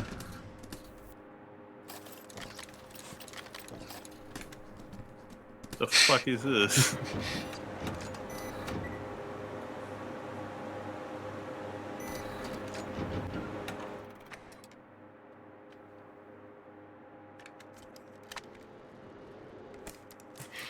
Oh. Uh-oh.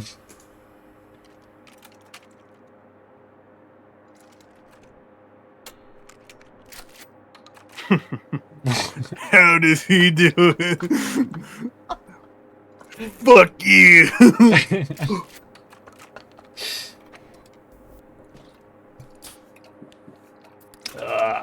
No, no, no! Nope. Oh my fucking god. Looking good over there. What the fuck am I gonna do with all this? Find out. Alright. Let me drink a beer real quick.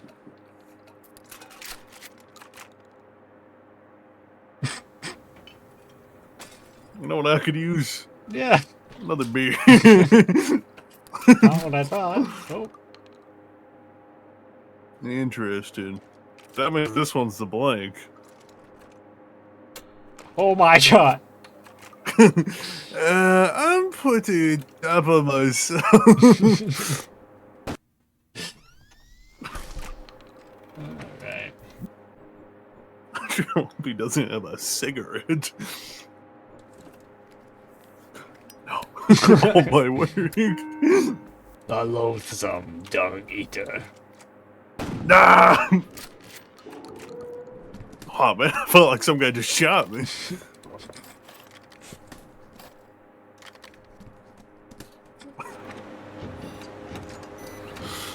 Damn! Fucking lose it. Fucking lose it, Devin. What's wrong?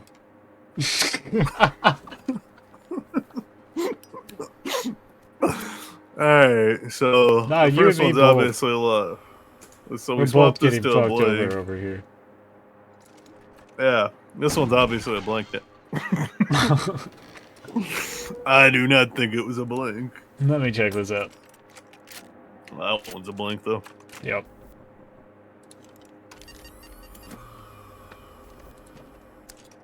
Hey, wait a minute. What are you doing with it? Persona!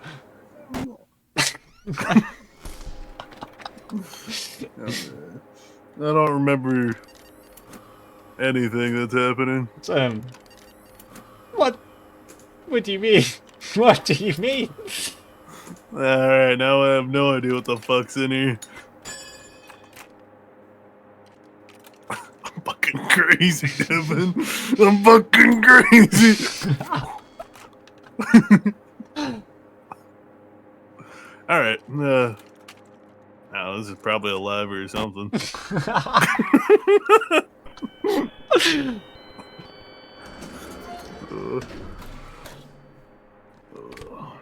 Could finally send my dog to college.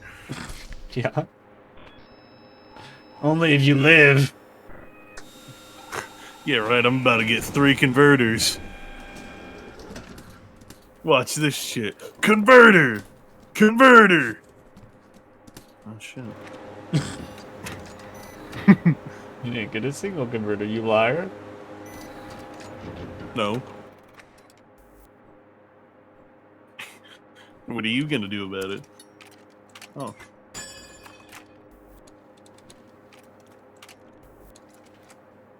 Ah, I was just fucking with you.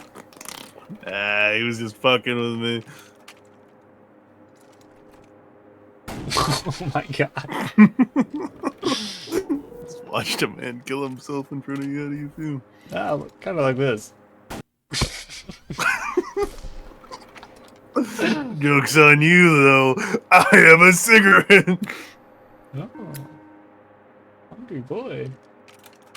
And now you know what this is?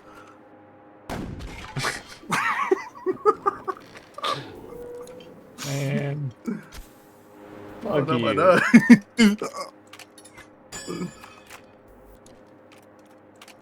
Persona. Just fucking with you I think again. it's all.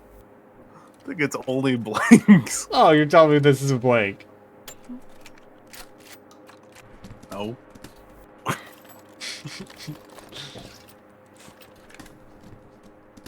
Oh, there we go. The three things I always keep in my pocket. Oh.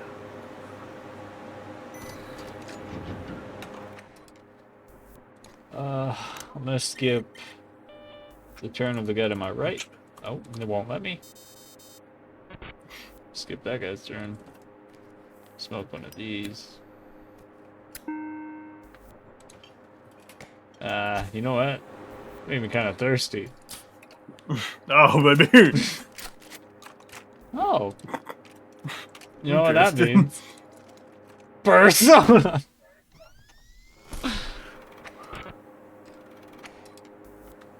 You know what that means? Persona!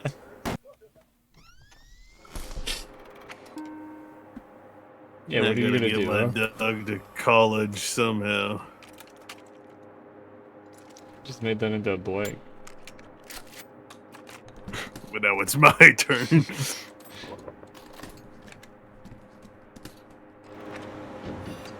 Bro's got two phones. One for the plug, one for the hose. I got to bum. Whisper into my ear. Put it all in black. Okay. Put it all in red. Oh, that ain't good. Well, guess there's only one way to find out. Oh! Hello! I don't know what that means. What did it say? Black butter. Oh, it said third shell's a blank.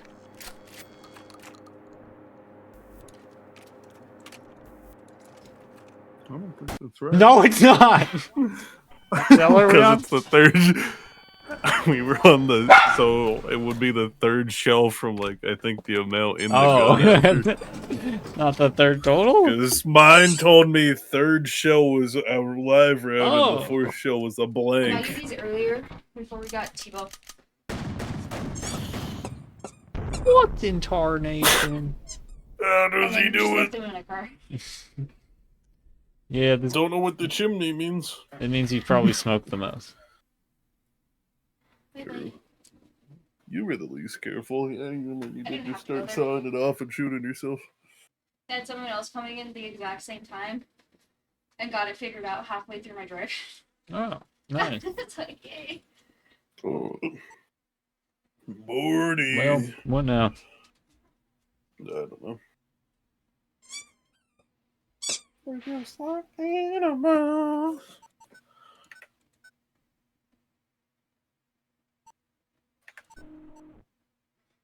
Let's see. Is there anything else on the computer? That's what I'm looking at. Or we can just call it good. Yeah, I'm just looking now. I don't really know what else is on here.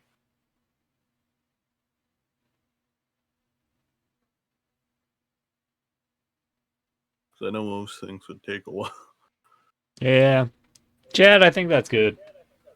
I think we're done for the night. It's like midnight, so. True.